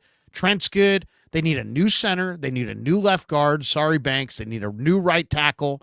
They need a better, bigger, stronger fullback, and they need a couple more backs that, I'm not JP Mason. I'm 240, but I like to dance outside. Not Isaac Guerrero. I have no instincts. I'm going to run up my offensive line's back and fumble. They need some big-time backs in addition to McCaffrey in this draft. They got to come up. This is the greatest running back draft I could ever remember. They got to get themselves a power back that they have to run the ball inside the 5, or they have zero chance of ever running with Baltimore, Kansas City, Detroit, Philly. You're not going to beat these teams if you can't run the ball. They all can run it. You can't. That's at the core. That's the first problem the 49ers have. Before we even get to Sorensen, right, special teams, defense, they cannot run the ball. And if you can't run the ball, you can't win. Well, I mean, what we just talked about with Philadelphia and the Chiefs on the defensive line and in the trenches is the same thing on the offensive side. I mean, again, if you look at Philadelphia, a lot of they got lucky at left tackle, but Dickerson's a second-round pick, a great guard. Jurgens, they lose Kelsey. Does anyone complain about what's going on? I mean, I know he was hurt, and so they had to move Dickerson over to center, but Jurgens is a second-round pick in 2022. They were ready for him. Cam Johnson has played forever on the right side, kind of like Trent Williams has played for the Niners on the left side. Becton, they get lucky. They turn a tackle into a mauling guard. Even though in the NFC Championship game he wasn't great, he's had a pretty good year. So they decided after the Niners mauled, they said, you know what, that's where our draft capital is going. So we talked about what they did with Jordan Davis and Jalen Carter on one side. They did the same thing on the offensive line. They decided to spend money and draft picks, especially on the interior. And all Saquon Barkley did this year, and I give him a ton of credit, and the Giants are such jackasses, but he did what Christian McCaffrey did the year before. That's why I keep bringing up the Eagles as the team, because everybody said that they were screwed up and they were this and they were that. Okay, they fire Brian Johnson, the offensive coordinator. They fire Sean Desai, the defensive coordinator. They bring in Vic. They bring in Moore. And then over the last few years, they've decided they're going to get into the trenches and do those things. They get lucky because that's what you have to do sometimes. The Giants are so stupid they allow Barkley to go, and it's not. Running backs aren't expensive. What are they paying Barkley? $12 million. It's the best bargain in all the NFL. So you got to get lucky, but you also have to have foresight, and Howie Roseman has done that. This is where the Niners are behind. I don't think they're going to be able to do everything, but can they get a couple of defensive tackles, one star defensive tackle, one stuffer? Yes. Can they find, because interior linemen aren't drafted highly, can they find a center and a guard either through free agency, draft, or a combination of the things? They need a left guard. Banks is gone as a former second rounder. That was a bomb. And Jake Brendel, as you and I have talked about many times, what would you say you do here besides roll around on the ground? So how are you supposed to, no matter who's in the backfield, how are you supposed to get key yards if you're the Niners? And we saw it time and time again. They couldn't stop key downs. They couldn't get runs on key downs. Now, McCaffrey's a big part of it. I get it. But they couldn't do it because they were getting slammed. And so here's a team that's philosophy is we're going to punch you in the mouth. Well, you can't stop the run and you can't run the ball. Who you punching in the mouth? You don't have a center. You don't have a left guard. You don't have interior defensive line. That's where it starts with this team. So hopefully Trent comes back and is effective. I think they're going to have to deal with McKivitz for another year potentially. But and obviously Pooney's a star. He's an all-rookie guy. But your left guard and your center have to change. You absolutely have to change because, again, what does Kyle like to do? He likes to run a bunch of play action. I don't have to respect your play action if I'm steamrolling the interior offensive line. I'm not afraid of you running, because if I'm coming after the quarterback, screaming at your quarterback, and I happen to get into your backfield, I'll stop the run. But you that's the problem with the Chiefs right now. The Chiefs and the Eagles, both things. I can't go steaming after your quarterback, because you're going to run the ball on me, or your quarterback's going to get out of the pocket, because both guys are guys who can get out there. So I've got to must rush you. I've got to watch for your running game.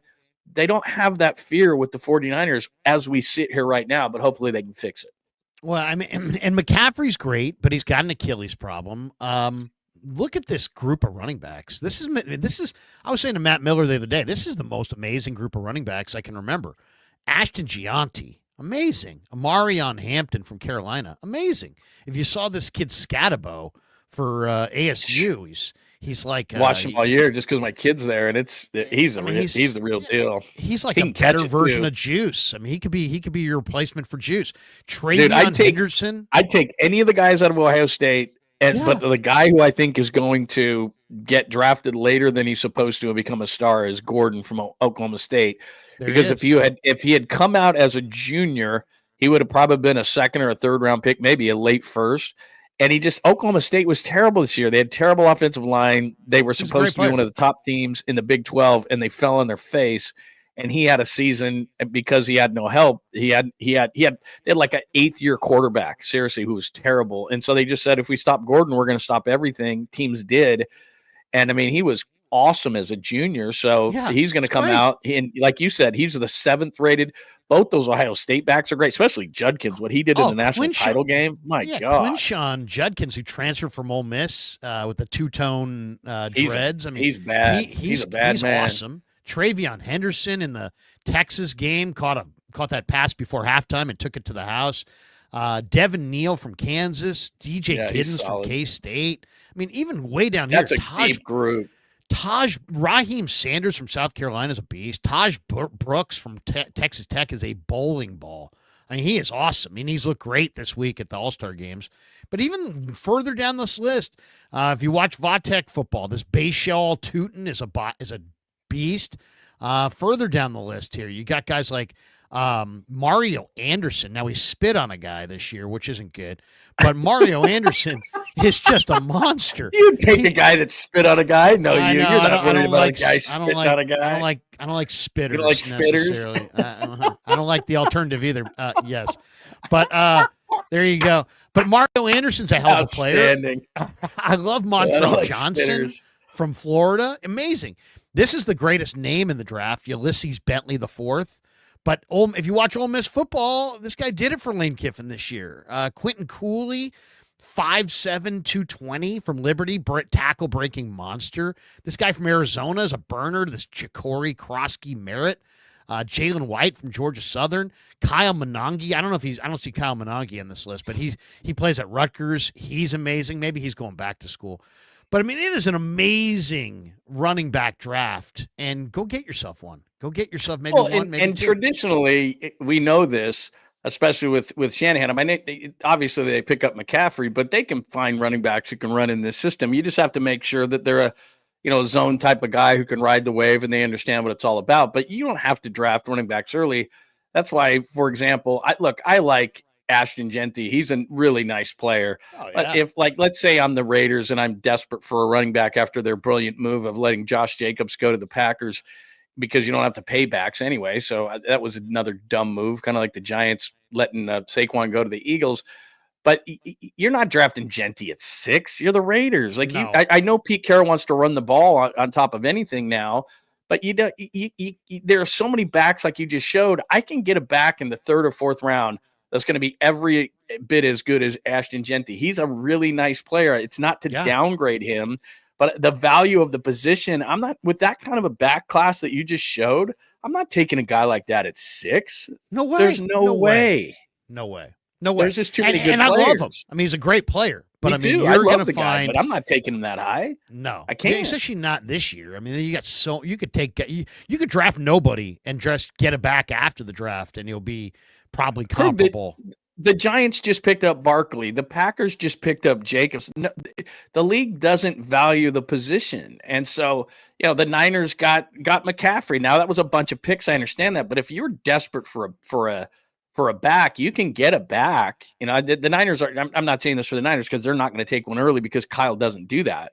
But they'll find the one thing I will say is you can bash Kyle for whatever.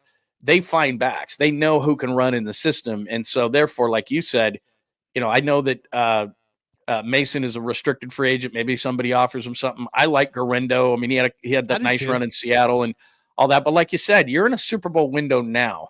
And I don't have time for a guy who I really like, but was in college, was a receiver, didn't get a lot of opportunities. I like the guy a lot, but he can't be counted on next year to say be my backup to McCaffrey coming off an Achilles. That just can't happen.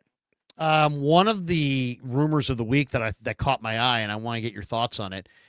According to Tony Pauline, who's in the know, is a former scout, He whispered to somebody at one of the All-Star games that the Niners, the Steelers, and the Patriots are all seen as possible suitors for Joe Flacco in the offseason, all looking for a veteran backup, according to Tony Pauline. I'm just looking at Flacco's 2024 game log.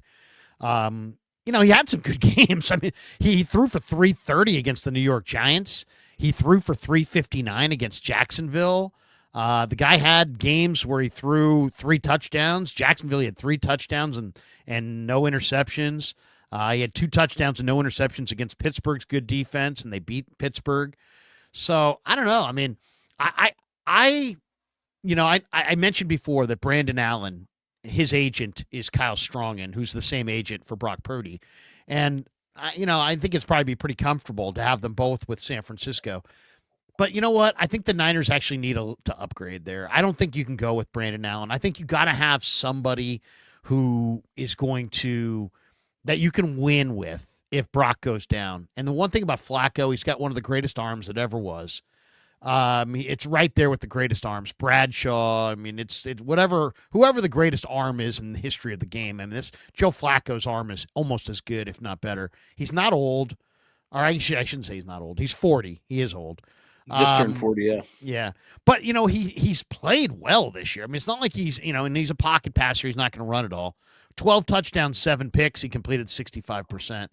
I like Flacco. To me, a Purdy, Flacco, Tanner Mordecai, especially I'm looking at I've been all through the quarterbacks in the draft. I just don't see one. The Niners have too many needs, too many other needs, too many more pressing needs. You have Mordecai, who you like. You have Purdy, who you obviously like. If you could bring in a guy like Flacco, I think in some ways, I think he might be the perfect number 2. What do you think? Would you be happy with a Purdy, Flacco, Mordecai trio? Yeah, I don't mind it. I mean, he's 40 years old, and let's make sure that we understand what a backup quarterback really is supposed to do. Because if Brock Purdy gets hurt and is out for a long period of time, right now, I don't care who your backup is. You're going to have problems. What they're supposed to do, in theory, is hopefully you can win 2 or 3 games with him. Brock's got a sprained ankle, right? And you win 2 or 3 games. Flacco can do that. He's proven it. He just turned 40 on January 16th, but he can do that. I've got this thought in my head, and I could be 100% wrong, of Daniel Jones being the next Sam Darnold. They both played in New York. He was he was the 6th pick. I think that Darnold was the 3rd pick. I just think he has a lot of weapons at his disposal and was in New York and lost his confidence.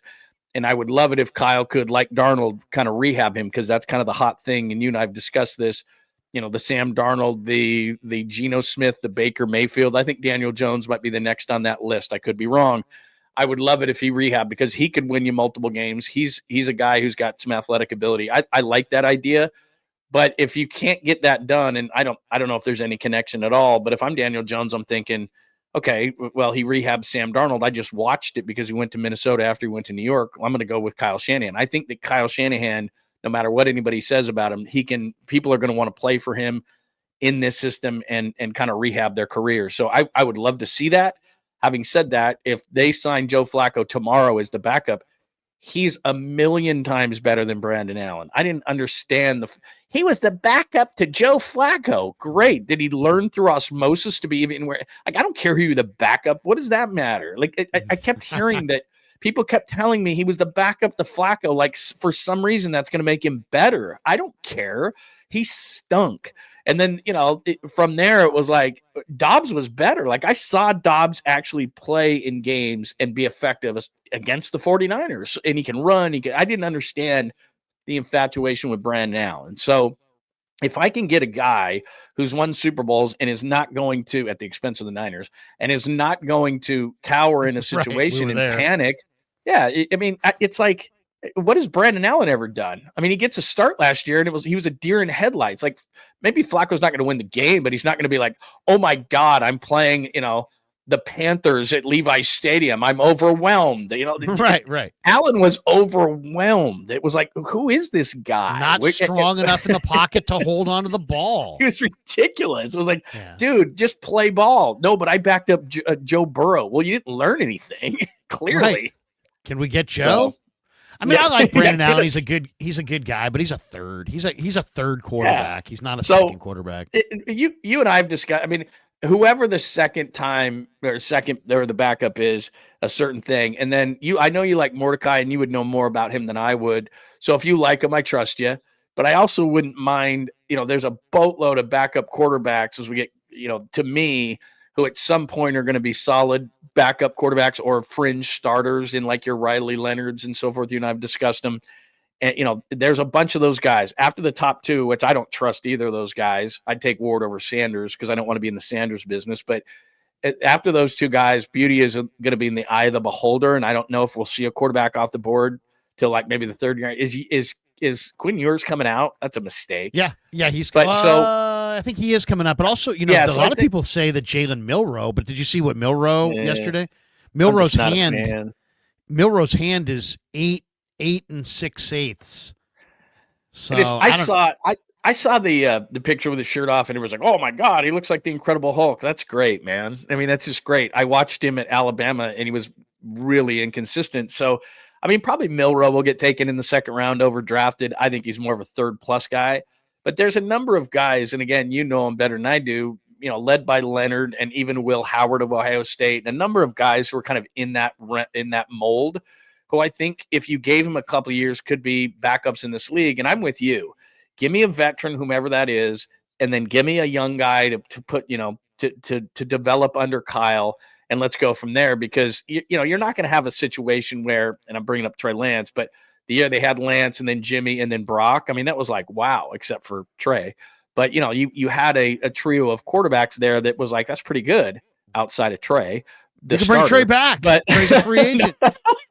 There are people that are suggesting that. I'm like, God, you gotta be kidding me. There's just no. Well, they were never at camp. I mean, the thing is that if we can be honest, and you and I can be now, we're not the flagship of the Niners or the flagship of the Giants or anything like that.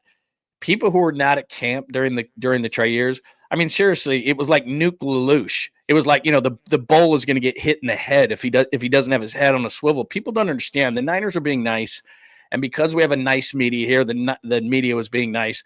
Trey Lance was so inaccurate. It was laughable. I mean, it really was. Like, you would stand on the sidelines during training camp, and he would miss so badly that you would never see. It was like a high school kid, and it was just. And it's not his fault because he played 7-on-7 in high school. He didn't play much in college.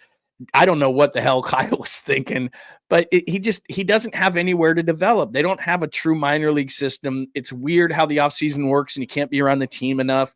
He needs to go play somewhere, I don't know, Canada, whatever, for like 2 years and then re-enter the NFL. There's no way where for him to get better. So it's not a personal shot at the kid. It's just everybody's being nice. And if we're being honest, Trey was so not ready to play the position and so inaccurate that we were actually being nice. And he was so bad. Like, if somebody's kind of close to being good, we'll rip him, right? He's not that good. Trey was so bad that you felt bad about ripping him, so you didn't. That's how it was. That's how bad he was. And it's not his fault, but that's how bad he was. The expectation of accuracy at the pro level is just much higher than he was able to stand up to. You got a guy in the flat, and you're going to dump it to him. The play before that ball even comes out, Kyle's thinking, I'm getting 4 yards off this, and I'm looking at, and then when Trey airmails that guy, it's like, oh, and it's like a kick to the gut of the play caller. So yeah, he just wasn't accurate enough. I mean, that's why you don't scout off of highlights, because his highlights looked incredible, but you have to watch the consistency and the accuracy. Just the lack of consistency with the accuracy was really, to this point, it's kept him as number 3. And we'll see. I agree with you. He needs to go to Canada. He needs to play. He needs to fail. He needs to succeed. He needs to go out there.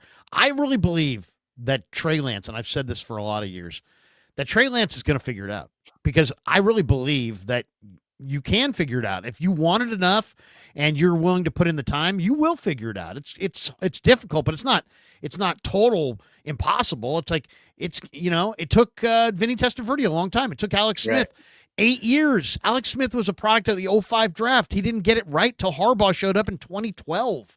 I mean, Trey Lance he will figure it out if if he really wants to, and if he sticks with it. I just There think will be a somebody's got to payout, but give you him a just gotta have chance. patience. And it's hard because there's nowhere for him to play and there's nowhere for him to get better. And the major problem with him now is, and we saw it, but it certainly showed itself in Dallas in talking to people, that he just doesn't have any confidence anymore. And people Right. think that doesn't matter. It matters most when it comes to a quarterback. I'm not saying you don't have to have physical skills, but there's everybody across the board from Brock Purdy to Drew Brees to Brady to guys who can, like Mahomes or Josh Allen, who can throw it through a wall. There's not an exact way that to get this thing done. But what happens is a Sam Darnold goes to New York, gets barbecued, accidentally says, I was seeing ghosts. They crush him. He loses all his confidence and then has to go through a process, San Francisco to Minnesota, to gain his confidence back. And right now, Trey Lance has nothing to fall back on. Well, I've done it before. I did it here. I did it there. The only time he did it was at North Dakota State, where he was such a better athlete, bigger, faster, stronger than anybody else. He didn't have to develop his skills. We see it all the time in other sports as well, where if you're a dominant basketball player who has more strength and size than anybody else, like James Wiseman did in high school, you never have to really develop the intricacies of playing the position correctly. And then you get into somewhere where guys are as big and as fast, and you go, damn, I can't get by on my athleticism. And that's what happened with Trey, is that he went, I don't know how to play the position. I don't know how to read a defense. I don't know how, and now and the skill set was false advertising. Yeah. He didn't have the big arm. I mean, he doesn't have the quickness. Good arm, but it wasn't. Right. It wasn't like same it wasn't thing, like an all-time arm. Yeah. He wasn't like, and it wasn't. And he doesn't have the quick twitch of speed, or he's a good athlete. He's not a great athlete. He never ran the 40. I mean, right. Here's the other thing. Never draft guys who don't run the 40. Get this. If you're really fast, guess what you want to do? Run the 40. Right. That's an asset for you. If you're a shot blocker in the NBA, guess what you want to block? Guess what you want to do? You want to jump up and block every shot. When you can do something, you want to do something. And when you can't do it, you don't want to do it. You want to hide that you can't do it. So, I mean, the fact that he didn't run a 40, if he had been clocked 4.72, maybe he doesn't, maybe they wouldn't go as high. And I think people look at it and they say, well, you're hating on the guy. I'm not hating on the guy. I actually feel sorry for him. And that's where I think it gets confused with some people, is that people think that we're out to get the guy. It's actually the opposite. I'd love to see the guy succeed. It's just he was put in a position from jump where it was really difficult. You had a guy in Jimmy Garoppolo that could get the job done, but they were pissed off that he couldn't get him far enough, and then he got hurt so much. And so, you look back, and this is the one thing where when they do whatever they do, maybe they'll do a documentary on the 49ers, the team that almost did, or something, or hopefully they get a championship, and they're going to go back to, and they're going to ask Kyle in like a, Bulls kind of a last dance situation to say, what was the deal with Lance? What were you thinking there? Because it wasn't just Lance. They're at 12, and you didn't have to go to 3 to get Mac Jones. You didn't like Justin Fields. You knew Lawrence was going to be gone. Zach Wilson was a product of BYU playing a really easy schedule that year with a veteran offensive line. Great O-line. Right. He could play backyard football. He had never played well in his career. So all these mistakes were made with those quarterbacks. Even Trevor Lawrence now with Liam Cohen is trying to resurrect his career to what they think he's going to be. But there was never a quarterback in that group where you went, okay, there's Trevor Lawrence, and then there's this guy.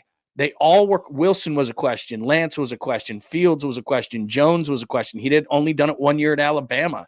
Why did Kyle have this infatuation over that particular quarterback class? Because they all had massive holes. It never made massive sense. holes. It never made sense. It made no sense because they took a guy who, you had to take kind of a long-range view with, and they on a had team no that was plan. there to win a Super Bowl. That's Right. what I mean, is they didn't have the time to develop Trey Right. Lance or any of these other quarterbacks. It was, we're going to throw you in there now with a championship-ready team. Go. The dude played 7-on-7 football, and he played one game in over a year because of the pandemic. That was like, Kyle is, whatever people want to say about him, he is smart.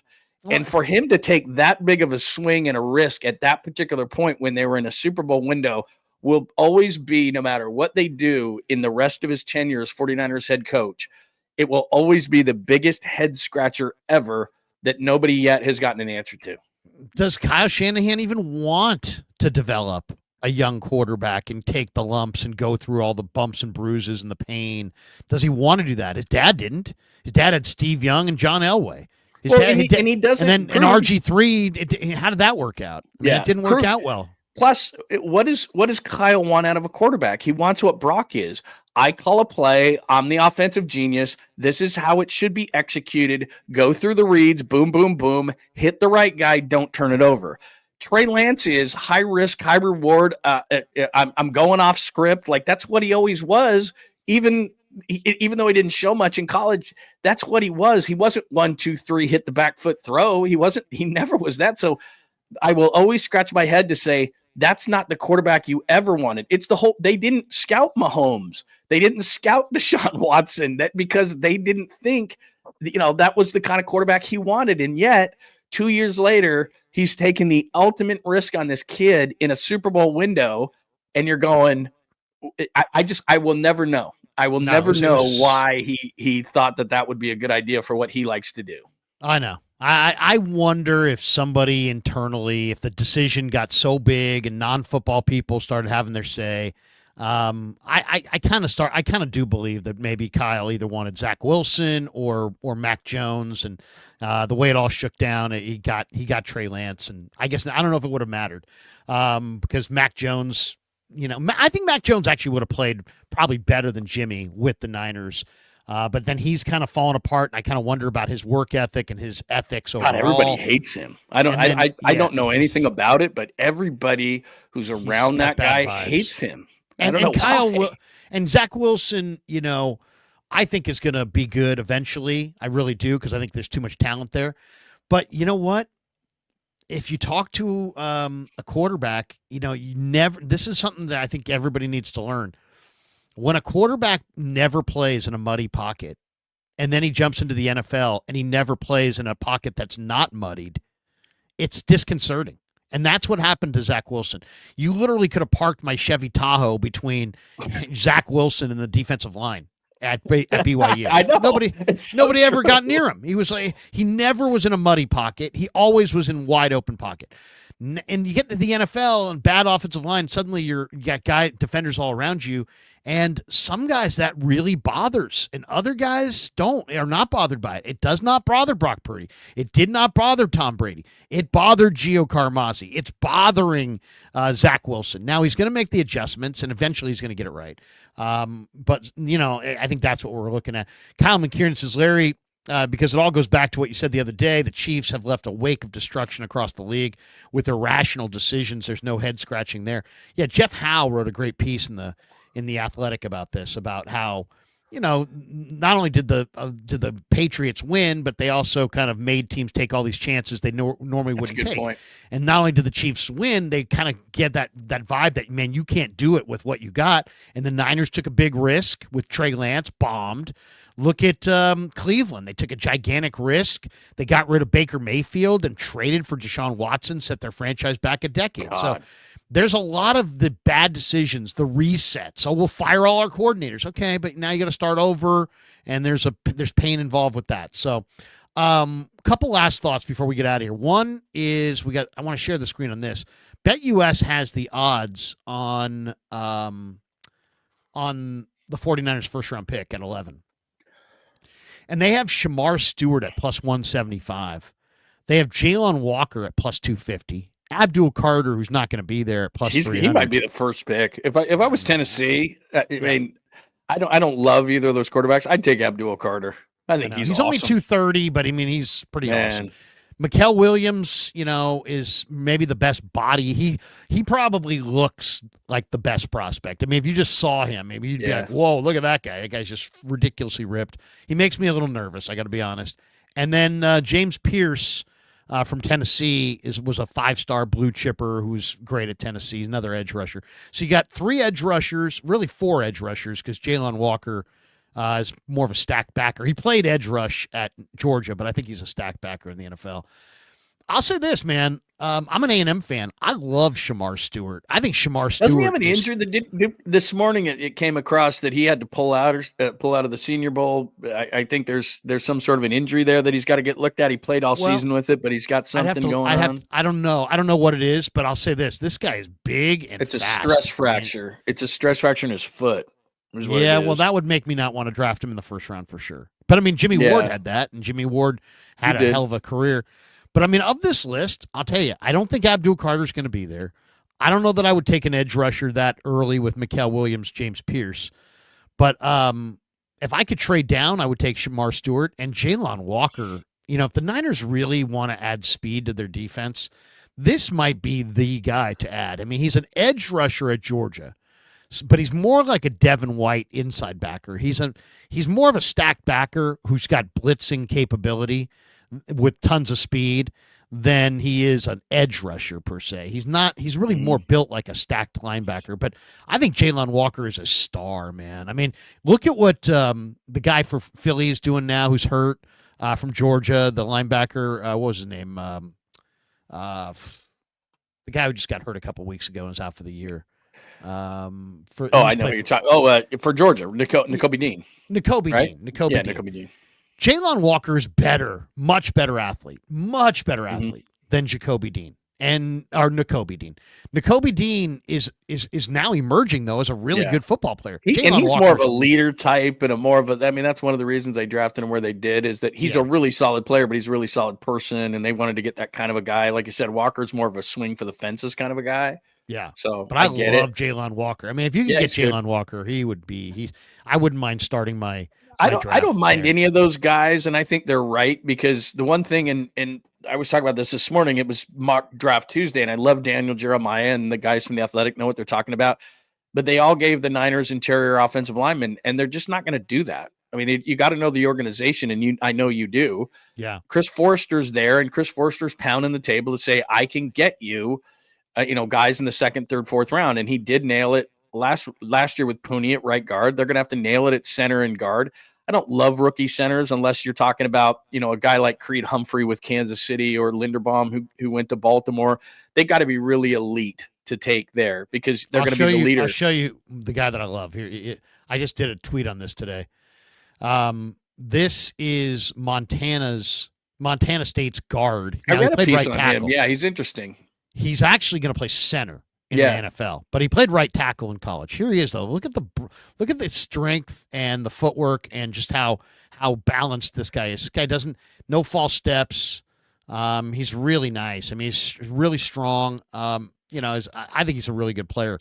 This is what I have as my plan to rebuild the 49er offensive line. I would not go offensive line in round one in this draft. And they're not going to. No, that's what I mean is these guys who say – and they could go tackle, but I just don't think they will. They like McKivitz, unfortunately for people, and Trent will probably play another year. And if one of those D tackles, and this is why I think BetUS is right, they went all defensive line, whether it be edge, but I think they might go interior if somebody emerges. But I think they're going to go offensive line, like you said. It's just they just don't do it traditionally early because of the value of the position. So they sit at 11 and they don't think they're going to be at 11 very often. They think that this is an opportunity to get somebody special. I think they're going to go interior defensive line. If they find somebody like Nolan, like we said, Graham's not going to fall that far. Harmon, the kid out of Oregon, depending on how his draft process goes. But then, like you said, I think they're going to go offensive line often. I just don't think it's going to be early because that's not what they do. Fozzie says Jackson Slater. Jackson Slater goes to Sac State, and I just talked to him yesterday. He's going to be on the Krueg show next week. He's at the I think the Senior Bowl or the East-West Shrine this week, but he's going to come on next week, and we're gonna chop it up. I do like Jackson Slater. I do agree with Johnny though. I think it's going to be. I mean, look, the 49ers just drafted Dominic Pooney, and he was the 25th offensive lineman drafted. Yep. And when I saw the redraft of the 24 draft, he was the first offensive lineman drafted. So the Niners have a philosophy. Their philosophy is we would like to build. We really believe that we can find offensive linemen that have the movement ability to play well in our outside zone, our stretch zone scheme. We feel like those guys are not going in the first round and that we can find them in the later rounds. And then they went into last year's draft and found themselves Dominic Pooney in the third round. And then they even signed a guy they really like in Drake Nugent after the draft. So this idea that they're going to go for an offensive lineman early, I think you're misreading them. They go defensive line early and they go offensive line. I think they will go offensive line multiple times, but I think it'll be later. And, I put out that tweet with my favorite guys. I like Anthony Belton from NC State. I just showed you Marcus Lair from Montana State. J.C. Davis is a gigantic tackle who's a Bay Area kid who went to McClymonds. He played right tackle this year for the Illini. They had a great run game.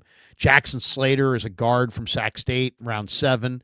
Javontes Spraggins, Miles Hinton, and Desmond Watson. I have Desmond Watson here. He's that gigantic defensive tackle from Florida. He's 449 pounds, but what an incredible road grading center he would be. I mean, if the Eagles can go for Mekhi Becton at right guard, make Desmond Watson your fullback or your center, and see if he can do the job. He's 449 pounds. I mean, you're 450. I'm definitely showing some interest there. You can move the pile. Okay, 2 last thoughts here before we get out of here. We have some supers I want to get to. Let's hit these. Nathan McFadden says, I think the biggest benefactor of the Saleh hire will be Brock. These two will be deadly competitors in practice. Iron sharpens iron. Well, that's a good thought for sure. Tribe says, Larry doesn't like working this much. His wife forces him to, whipped just like every other married guy. Tribe, I don't want to say you misread the situation, but I think you misread the situation. Kyle McKiernan, he says, everyone should start cheering tongue guy. Larry is going to be like, what in the hell are you Are they talking about? This has to be from John's show earlier. Yeah, so I still do a caboose pistol, and there was a guy with there was a story about a guy who had a 9-centimeter tongue, and I'm not talking about length, I'm talking about width. And so when he pulled it out of his mouth, it looked like a giant cow tongue. And of course, everybody went crazy on tongue guy. I don't even know how he sticks it back in his mouth. You'd have to put it back in like a parachute. It's not Gene Simmons. Gene Simmons had the long, thin tongue. This guy has this tongue that is like this wide. And then he's got his arm around his wife, and she's got the biggest smile on the face of the planet. So anyway, yeah, it's a crazy wide story. tongue. It's wider than his mouth. Yes. I don't even know how he puts it in his mouth. It doesn't even look real. Like when I first saw it, I was like, this is absolutely a Photoshop. And then I looked up the story because I saw it, of course, on social media, and I looked up the story, and it was 100% true. And so this guy has this tongue. And so what I do is I'll put a little chalkboard thing up to try to keep myself on track because I'm ADD. And so at the end, I had a caboose pistol that said tongue guy. And so as I was, just like you, trying to talk NFL, I'm talking some sports, we're getting into the Niners, and all anybody wanted to do on the chat line was tongue guy. So finally at the end of the show, I go, okay, tongue guy time.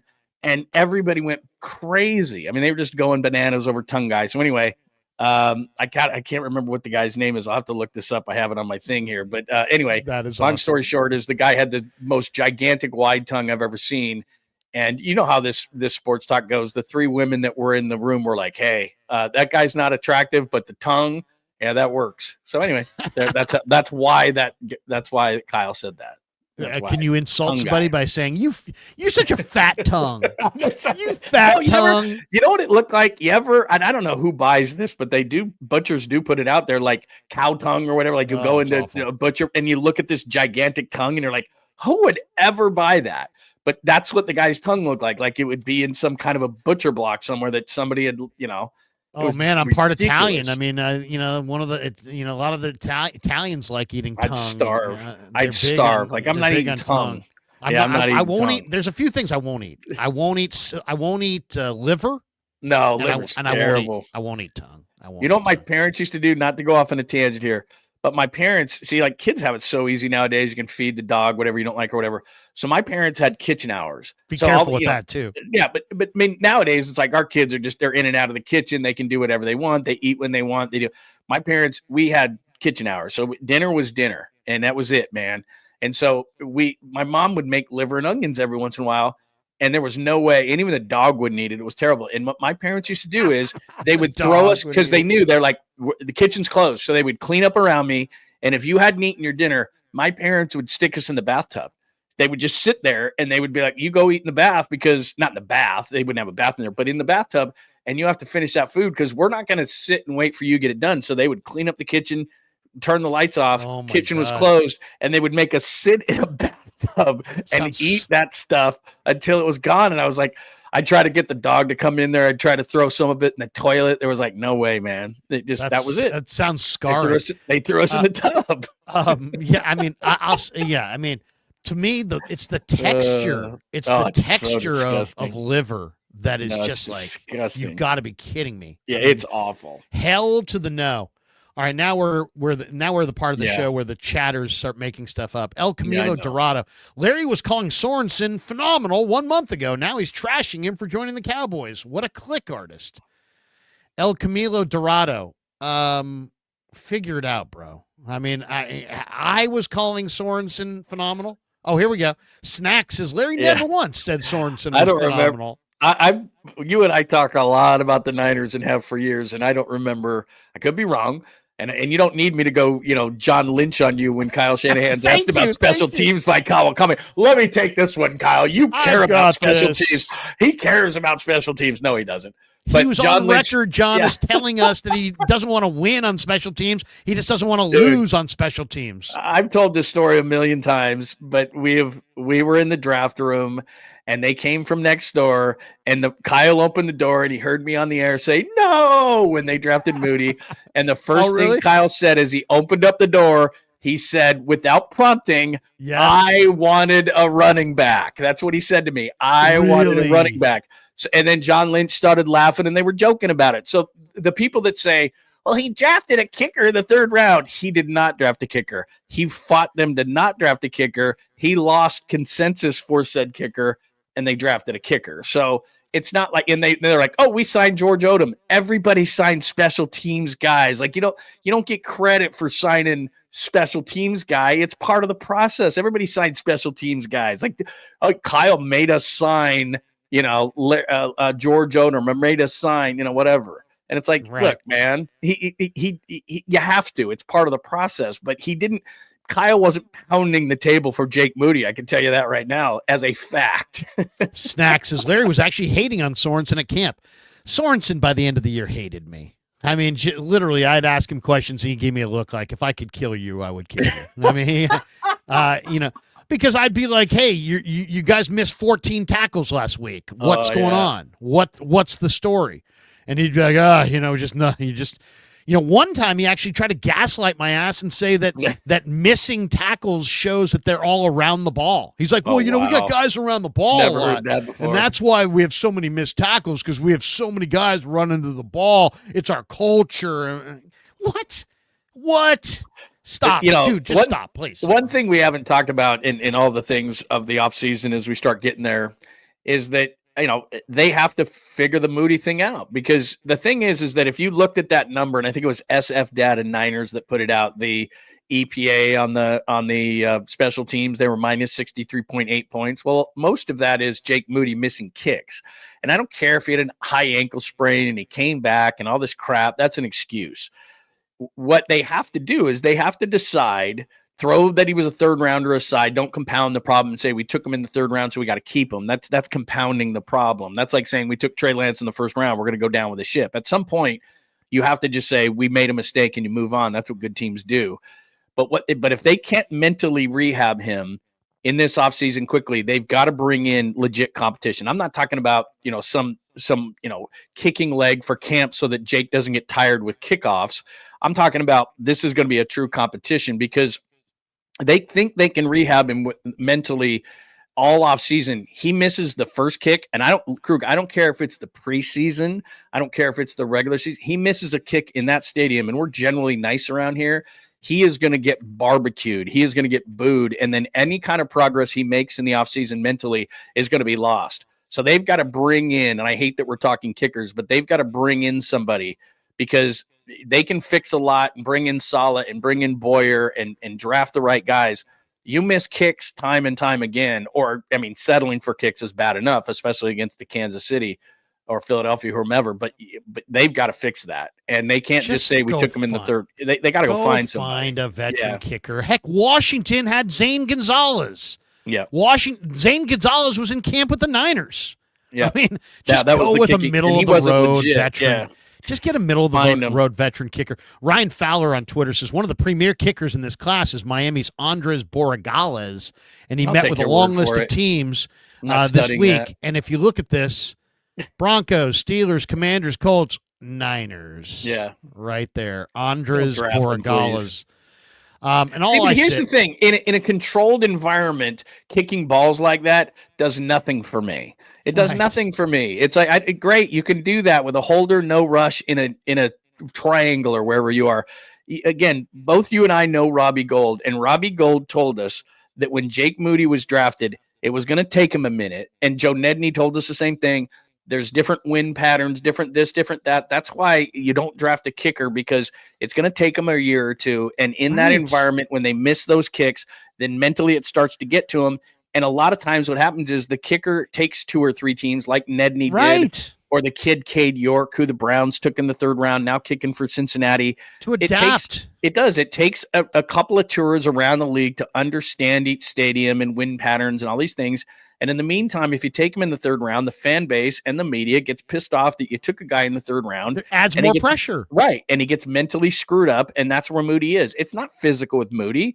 He can kick the ball through a wall. When he came back, the thing Anders Carlson couldn't do was kick it out of the end zone for bad special teams. So they couldn't keep him. So they had to get Moody to kick the ball out of the end zone.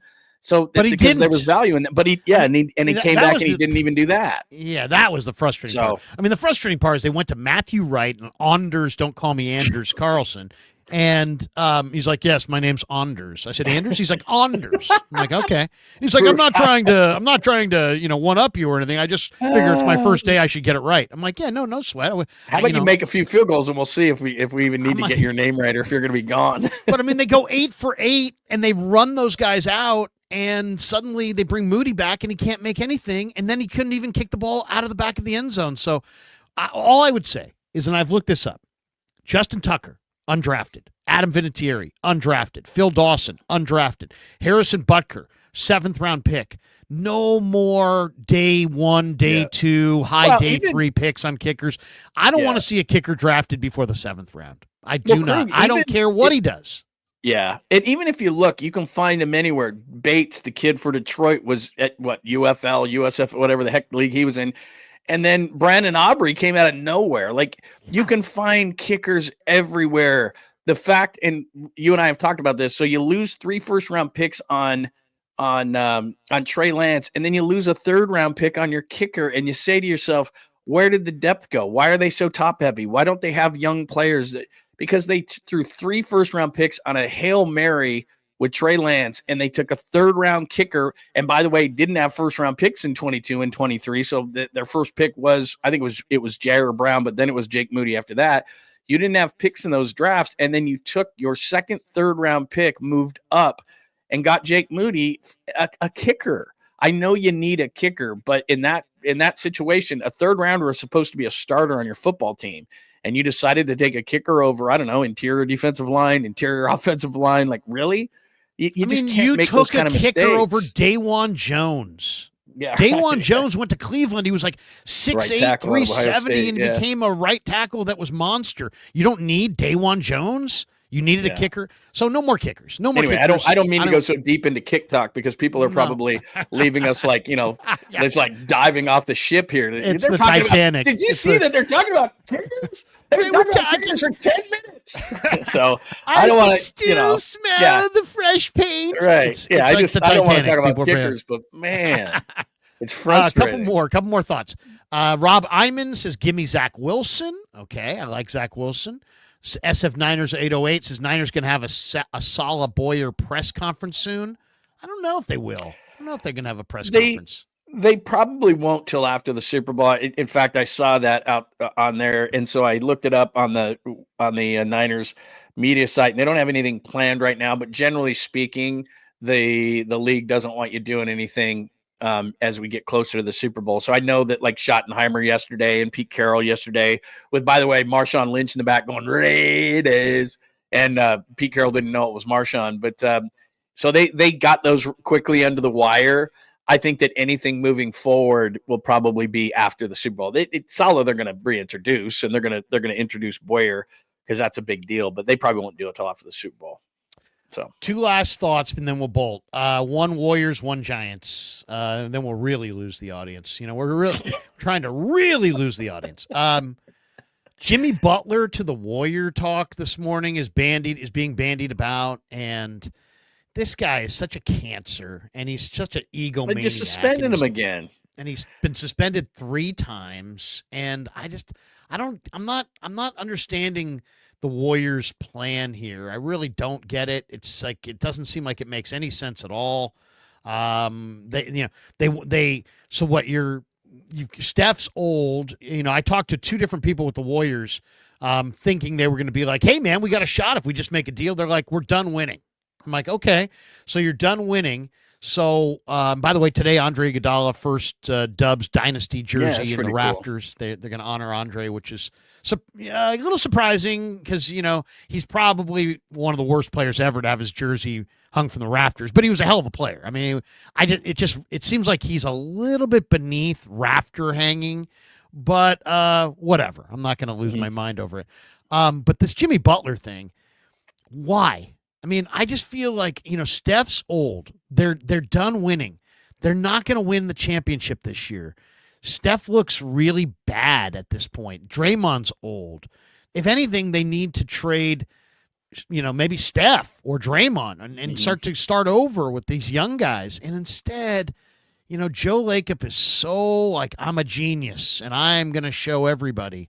And I just think that this I'm light years ahead of everybody else was just fucking bullshit. I mean, it was just total bullshit. No, you're not. You hired your kid, and your kid drafted Jacob Evans and Alan Smiley-Geach and Jordan Bell and Evans. Just all kinds of donkeys, all kinds of guys that couldn't play.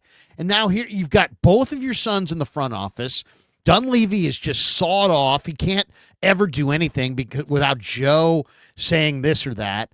And, I mean, I don't get it. I mean, they're on the verge of adding Jimmy Butler, who's an old player, who's got a massive attitude, a bad attitude. It's going to cost them multiple players, multiple picks. Go younger. Why can't they understand they need to be younger, bigger, and more athletic? Instead, they're getting older and probably smaller. I mean, I know they're not going to have to move Kuminga to get Jimmy Butler, which would have been absolutely reprehensible. And I still see Miami Heat fans in the Twitter comments going, "Oh, just get Kuminga."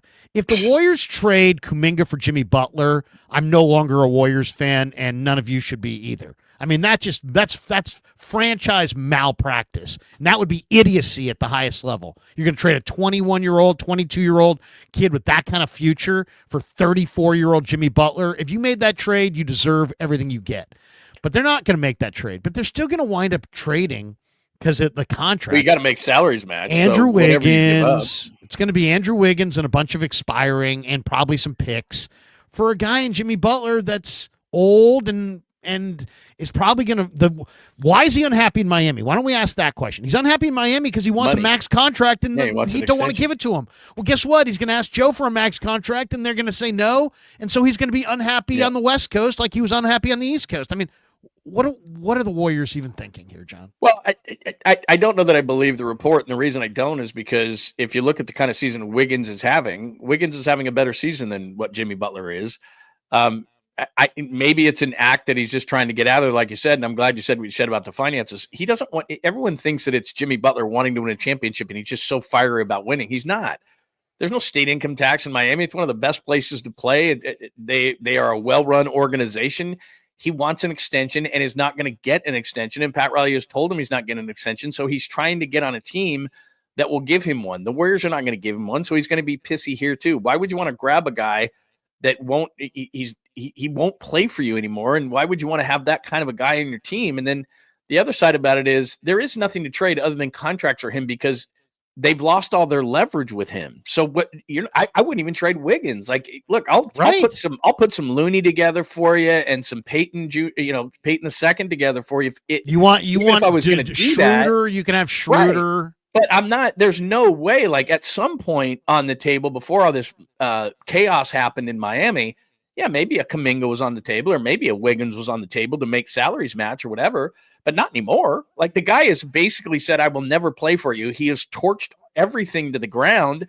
You have no leverage whatsoever. Continuing to suspend him in the last year of his contract, there's nothing left. So you're going to just have to take scraps and a couple of second round picks, because he has leveraged it to such a degree downward that you're not getting anything for him. And I don't care what, and even that, to me, from a chemistry standpoint, is too much. Like, I don't want to give up anything. I don't want to give up Looney. I don't want to give up GP2, and I'm not huge fans of what they're doing, those particular guys. But the reality is I'm not even giving those guys up for Jimmy Butler. For what? So that he can come here, like you said, and say, hey, Joe, give me an extension. No, I'm not playing for you either. Like, here's a guy that will literally burn all of his bridges around him to get this contract, and he's not going to get the contract. So guess what? His bridge burning deal is just going to switch coasts. He's just going to start burning yours. I mean, it's a disaster. If they were smart, they would take some of these assets that are expiring, go to New Orleans and say, we'll take Fat Zion, and then rehabilitate Fat Zion, because Fat Zion's agent is Bill Duffy. Bill Duffy's based here in Walnut Creek.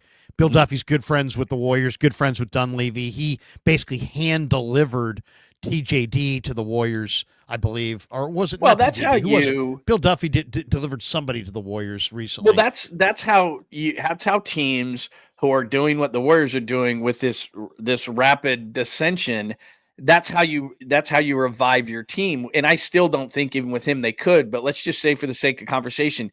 So he's 30 pounds overweight. He won't play for them. He's pissy. He never wanted to be in New Orleans. He wanted to be in New York, all those kind of things. And all of a sudden he comes to a good organization like the Warriors, and he loses 25 pounds, and he leads the league in scoring, and he's a double-digit rebounder. And then everybody screams at New Orleans and says, why couldn't they have done that? Because they're the New Orleans Pelicans, and he was never going to do that there. So he's going to go to a good organization, and all of a sudden, wow, he loses 25 pounds. He's scoring 28 a night. He's grabbing 10 boards. Well, yeah, obviously. So he's not doing it as publicly as Butler is, but he's like, oh, I'm hurt. Oh, I'm fat. Oh, I'm this. Oh, I'm that. It's like all of a sudden he goes to a team, loses 25 pounds, and he realizes his potential. So to me, even though I don't know that they'll make that move, I don't know that they'll swing for those fences, though they should. He's really the only guy that you hear amongst these. I don't Vucevic, whomever it is. They're the Vucevic 11th. It's a now move. They're not going to win now. They're in 11th place. Like when we looked at the Warriors as a championship team, we thought to ourselves, okay, that's the vision we have. This is their third straight year of being a team that is a play-in team. This is what they are. So why are we having this hard time, or how is Joe Lacob having a hard time realizing what the truth of the Warriors is? When they were in a championship window and playing the way they were playing, they were a championship team. And if they went through a struggle, we said they're fine. And they were. And now that they're a play-in team, what does Joe Lacob think, that he's going to get one old player and all of a sudden they're going to be back in a championship window? What are you, insane? Like, they are this. This is the third year. It's like they're 7-11. That's what they are. So Butler, Vucevic, whatever the name is, Brandon Ingram, it's not change. You're rearranging deck chairs on the Titanic, man. They're not going anywhere with that kind of name. At least with Zion, and I get it, the injuries, the everything, I get all of it. But at least you're swinging for the fences for a 24-year-old guy who has the upside. If you believe in your organization the way that you do, that you can make those, that you're a great organization, then you can get him to reach his potential at the age of 24. Just keep him away from porn stars in the buffet, and he'll be fine. But if you think you're going to get a Brandon Ingram or a Vucevic or a Butler, and you're going to go from 11th to championship, that ain't happening. Yeah, I mean, no, I don't want Golden Corral, but I do want Zion Williamson, Rob Iman says, Lacob needs to embrace a rebuild. They're about to head back to the dark days of Warriors. Kurt even needs to change the scenery. And then he comes back with this one, which is really good. He says, Jimmy Butler is about to be on the buyout market when no team trades for him. Exactly, Rob, exactly. That's why you're not giving out anything. And if you trade for Jimmy Butler, you can't trade for Zion Williamson. All right, let's finish with the Giants. The Giants. Do we have to? I don't know. The Giants over under 79.5. they're a Pete Alonso away from being kind of an interesting wild card contender. But they don't want to spend the money despite the fact they have nothing but money. Vegas says they're going to win 79.5 games. Larry Bear's like, hey, man, we need to not focus on the Dodgers. We need to focus on ourselves. How about focus on making yourself a decent team? And why would you not sign Pete Alonso? Okay, I don't get it. It's only money. And all the Giants have is money. But, I mean, it's not bad enough that they're not only not going to go after Pete Alonso. The White Sox are dying to trade Andrew Vaughn, who went to Cal, who's a line drive hitter who probably pound out 45 doubles in Oracle Park. But are the Giants going to trade for Andrew Vaughn? No. They're going to come back, double down on Flores and Wade, and finish fourth in front of Colorado behind the Padres, Dodgers, and Diamondbacks. And it's like yesterday they signed Jake Lamb. I mean, you got to be kidding me. Some 34-year-old broken down guy who didn't play last year. I mean, what are Buster, I want to give Buster the benefit of the doubt, but I'm almost done with Buster because here we go. What are you doing? This offseason, you added Justin Verlander and a high-priced shortstop. What are you doing? I mean, show me some moves that are encouraging. I'm not excited by the shortstop for huge money and Verlander after missing out on Corbin Burns, but they just don't hit, and they badly need a first baseman. Pete Alonso is out there. He's not getting the big money offers that he wants.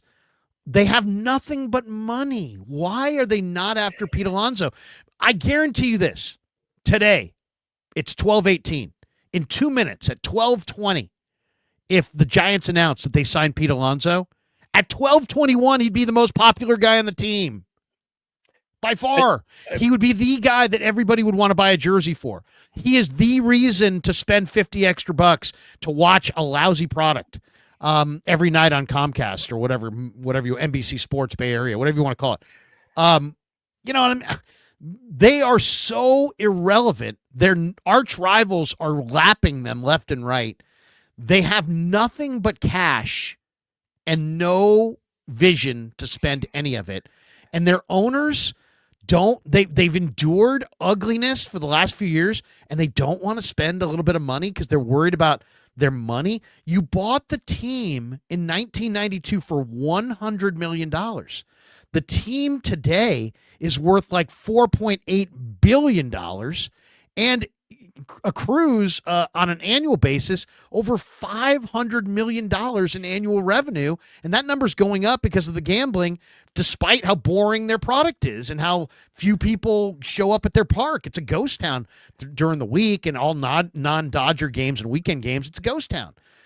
I don't understand. This group bought the Giants in 1993 or 1992, and they were labeled as marketing geniuses. How do you call yourself a marketing genius when you have a boring, ugly product that nobody wants to support, and a guy who could absolutely answer like almost all of your issues is out there? You have plenty of money to sign him and just opt not to, and then you're going to run it back with the same donkeys you had last year with the same results. The Giants are baffling to me. People say, why don't you talk Giants on your YouTube channel? And it's because I like to make money. Well, we have analytics that show that we have a lot of analytics around here. 150 people just dropped off as we start talking about this dog shit. Well, a couple of things. I saw the same Larry Bear quote that you saw, and I talked about it this morning too, and which is what you do when teams are beating you is you look at them not to. Okay, he says we shouldn't look at the Dodgers, which essentially he's saying we can't compete with the Dodgers. So there's a couple of things in that are concerning, which is you should look at the Dodgers in the way that they're competing. Now, okay, you're not going to spend the finances that they're spending, but you're also not understanding how to get into the Japanese market. The reason why Sasaki signed with the Dodgers, I don't care what the young guy says, is because he had two players who could take the pressure off of him with the media, which he doesn't like. So then you can't get into the Japanese market, which means you Darvish, or you look at Chicago, or you look at what the Dodgers. So you're totally cutting out the Japanese market, which is a major factor in improving your team. That's part of this whole thing. Okay, the other things that the Dodgers do. I just saw this morning that Keith Law put out his top 100 There's one Giant in there, Bryce Eldridge. Hey, Farhan, what did you say you do here? Because everybody said he was going to help the team get better. So they have a horrendous system. Do you know how many Dodgers are in there? 7 in the top 100. So they know how to figure out, no matter where they draft, to get players they can develop. Figure it out, Larry Bear, and you have one. So here's the other thing that's so annoying about that is the sycophant Giant fan will keep telling you that the Giants will do better in the draft once they have higher picks. The Dodgers are picking behind you every year, and they're out drafting you every year from behind you. So how are you going to get better when you can't draft your way out of a paper bag? Well, in the baseball draft, it's just not accurate. It doesn't mean because you pick at the top, you're going to get the best players. The NFL draft is really hard, and it's 50-50 in the first round for the NFL. So you're going to tell me, like, for example, they just got the second best international prospect behind Sasaki. The kid is 17. I just saw another kid that they gave $1 million to, and they showed the video of where the kid was playing. He was playing in like a junkyard, and he was 17, and they were playing basically over the line, where a kid was on first base who had to run to shortstop. They had a catcher, a left fielder, and a first baseman. That was who they were defending, and there was like warehouses all around on a field that had like gloves for bases. And you're telling me that you're going to project that kid from 17 to 24. Best of luck. I'm not complaining about the Giants on that. What I'm saying is that if you're putting all your money into that, then that's ridiculous. So like you said, they're $35 million right now under the line, under the tax line, and it's not even prohibitive like it is in the NBA. All these teams go over it because you're not getting overly penalized. Oh my God, I lost a second-round pick. That's not losing a second-round pick in the NFL. You can get players anywhere in the draft. So you're not doing anything on the international market. You're not developing players there. You're out of the Japanese market. Hitters won't sign here. I know Adames did. Way to go. Generally won't. You're not getting aggressive after pitching. You won't give out longer than 5-year contracts in pitching. You won't do the double-digit hitting contract thing, which is in vogue in the league. What are you doing? Well, we don't want to give 5 years to Gosman. We don't want to give 10 years to this guy. We don't want to. Then where you're going to be is what Larry Bear just said. He essentially said, we're not going to compete with the Dodgers. So again, that's another logical way to do things. So we can't win the division. So rather than compete with the 4 teams in our division, let's go out on the wild card and compete with every division. So let's compete with the Phillies and the Braves and the Mets and the Cubs and the Pirates and the Brewers and the Padres and the. So now, rather than just competing with the Dodgers and trying to emulate what they do outside the finances, let's compete with 12 teams for a playoff spot rather than 4 teams, and Colorado doesn't count. So let's not compete with our 3 teams in the division. Let's compete with the 12 teams out of our division for a wild card. What they are doing right now. By the way, let me give you the biggest wild card of all. We are the single biggest entity in sports in baseball with a single market team. The teams ahead of you, or the cities ahead of you, are New York 2 teams, LA 2 teams, Chicago 2 teams. That's the only markets that are bigger than you. And the A's haven't been relevant since 2014. So don't give me this crap about in 10 years they'll be out of the market and we'll spend money. They haven't been relevant for 10 years, the A's. So you own a single market, the only team in the largest market. The other 3 have 2. You're the 4th largest media market. And the A's haven't been relevant for 10 years, and you can't spend money in said market when you get all the corporate money. The A's didn't take any money from you. You didn't lose corporate sponsorships to the A's. You should have been spending money out your ass, and they didn't. And then we hear Larry Bear say, well, again, let's cut through the crap of what he said. He said we can't compete with the Dodgers. That's a personal choice. It's a personal choice not to spend up to the line. It's a personal choice not to give Corbin Burns money. It's a personal choice not to spend double-digit years on a player. It's a personal choice, unlike the Dodgers, to put something on a credit card so that in 10 years when you're dead, that they have to pay somebody. If you could put something like Major League Baseball has allowed you a loophole to say as ownership, hey, guess what? We'll let you put Shohei Ohtani on a credit card, and you don't even have to start the payments for 20 years. You're going to be in the grave. And the Giants say, no, we're good. What do you mean your stadium's paid off? You're not even paying on that stadium. How about the bullshit line that they offered Ohtani the exact same deal that the Dodgers did. Okay, so wait. Let's get this straight. The Dodgers offered Ohtani a deferred contract and then took that money that they deferred and spent it on Yamamoto. The Giants said that they offered Ohtani $700 million with $690 million deferred, and then went and spent it on nothing. I mean, spend it on what? I mean, spend it on absolutely nothing. I mean, but that's the thing. The credit card thing, I forgot about the credit card thing. That's the thing that bothers me the most is that Major League Baseball has said, we will give you a loophole. And what, do the Giants not want to pay the Bonilla thing or something? I get it, man. You don't want it. Scherzer's got it. All these guys have these deferred payments.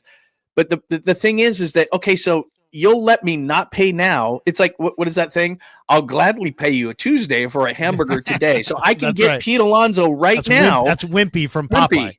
So I never, let me get this straight. During my lifetime, I never have to pay Pete Alonso, and I can get him right now. And I'll be dead in the grave, and then whoever's behind me is going to have to pay it. Who wouldn't do that? Like right now, if somebody said to me, I'll give you a house and a car, and you don't have to start a payment for 20 years. I'll be long dead. My kid can pay it off. I don't care. Why would the Giants? Like, everybody's mad at the Dodgers. Damn, the Dodgers are deferring that money. That's not fair. It's not a Dodger rule. Smart. It's not. The rule does not state only the Dodgers can do this, and it doesn't have to do with finances, because a lot of people would say, well, only the Dodgers would have that money. They're paying Shohei $2 million this year, which means it doesn't go against the tax against them either. So basically, they're getting Shohei for free, right? And that's not a deal that you would say yes to, because what, you don't want to burden your kids who are going to be rich as hell too. I mean, the Dodgers are playing checkers, and the Giants, they're not even playing chess. They're reading the rules on how to play chess. Yeah, they're reading the rules on how to play checkers, and the Dodgers are playing chess. Yeah, I mean, it's absolutely ridiculous. I mean, the Dodgers made a calculated gamble. You know what they said? They said, hey, look, right now, Major League Baseball is growing in popularity in Japan. We'll get all of the top Japanese players. Because of that, all of the games of Dodger baseball will be on television in Japan, and that will secure the next 25 years of players coming from Japan wanting to play for the Dodgers. And why will they want to play for the Dodgers? Because the Dodgers is the game on. Yeah, the Dodgers are the only show in town. And so now LA has deferred this money, but they've commandeered Japan. And Sasaki, it wasn't a big money deal. He got to choose. And guess who he chose? The Dodgers. Yeah. And this is a point. This is where, I mean, baseball's competitive balance is shot, and they're losing tons of fans. They're not relevant with the 12-year-old. You can give me any stat you want about how popular baseball is with youth and this and that. It's all a shell game. I have a 14-year-old. He plays baseball. He's not watching these games. I have an 18-year-old. He played varsity baseball. Yeah. He's not watching these games. I'm watching the games. They're not watching the games. That's a problem for the Giants and MLB. So figure it out. The Giants haven't. It's going to be a long summer. All right, that's going to be it for us, though. Thanks to BetUS. Thanks to Pig and a Pickle. Thanks to Sharp Corner Sports Cards and Collectibles. Johnny, is there anybody on your side that you'd like to shout out that's paying your bills or sponsoring your extravaganza? I really appreciate everybody for hanging out. John Lund Unleashed is the channel. If you jump over there, too. Everybody give John a like and subscribe over his channel, too. I got a website, johnlundunleashed.com, all that kind of stuff. So I'm like you, man. I do it every day. I have a lot of fun with it. I appreciate everybody on your channel, and I appreciate you as well. And Kevin behind the scenes, your son does a tremendous job. And I just really appreciate you having me on, man. It's always a fun time. And, we start out thinking about this, and then we start ranting about that, and we just have a really good time. So I appreciate the time, and appreciate everybody for having me. Seriously, thanks for coming on, and great stuff. Everybody give John a like and a subscribe. Johnny, if they type into YouTube, are they just typing in John Lund or John Lund Unleashed? Or it's I guess it's John Lund Unleashed Pod. John Lund Unleashed Pod. I had a John Lund Unleashed, and then there was some confusion. So John Lund Unleashed Pod, and like I said, just go to johnlundunleashed.com, and I archive everything there. So, and even have a blog up there. It's hilarious too because there are people that maybe didn't know me from the radio, only knew me from YouTube, and now they don't know you from the radio, and they only know you from YouTube. And I'm getting lots of people in the chat over the last week going, "Hey man, John Lund's got a really good show. You guys ought to check that out. Check it out." And I'm like, "Yeah, Johnny." And it's like, shocker. I mean, you do this for 25 years on the radio, you're going to be pretty damn good at it. So. Nothing but awesome success ahead for you with the YouTube channel. Once again, everybody, if you're hanging out, if you're one of the 1,300 people still here, go give John a like and a subscribe. Follow his content. He's talking a lot of Bay Area sports, and you're not going to want to miss it. Thanks to John. Thanks to BetUS. Thanks to Pig in a Pickle. Thanks to Sharp Corners. Have a great day, everybody. Check me out tonight at 6 o'clock on KMBR for Niners Nightly. Nice. I'm going to be Brian Peacock is going to stop by. And we'll talk a little Niners with Brian Peacock, who streams with Croc, and they do a great job on Locked On 49ers. So Peacock's is going to be by tonight at 6:15. Catch that later on tonight. Until then, I might hit the gym and try to exercise my fat body. For John, I'm Larry. Have a great day, everybody. Peace. Yeah, never met a man I've been scared of. Careful.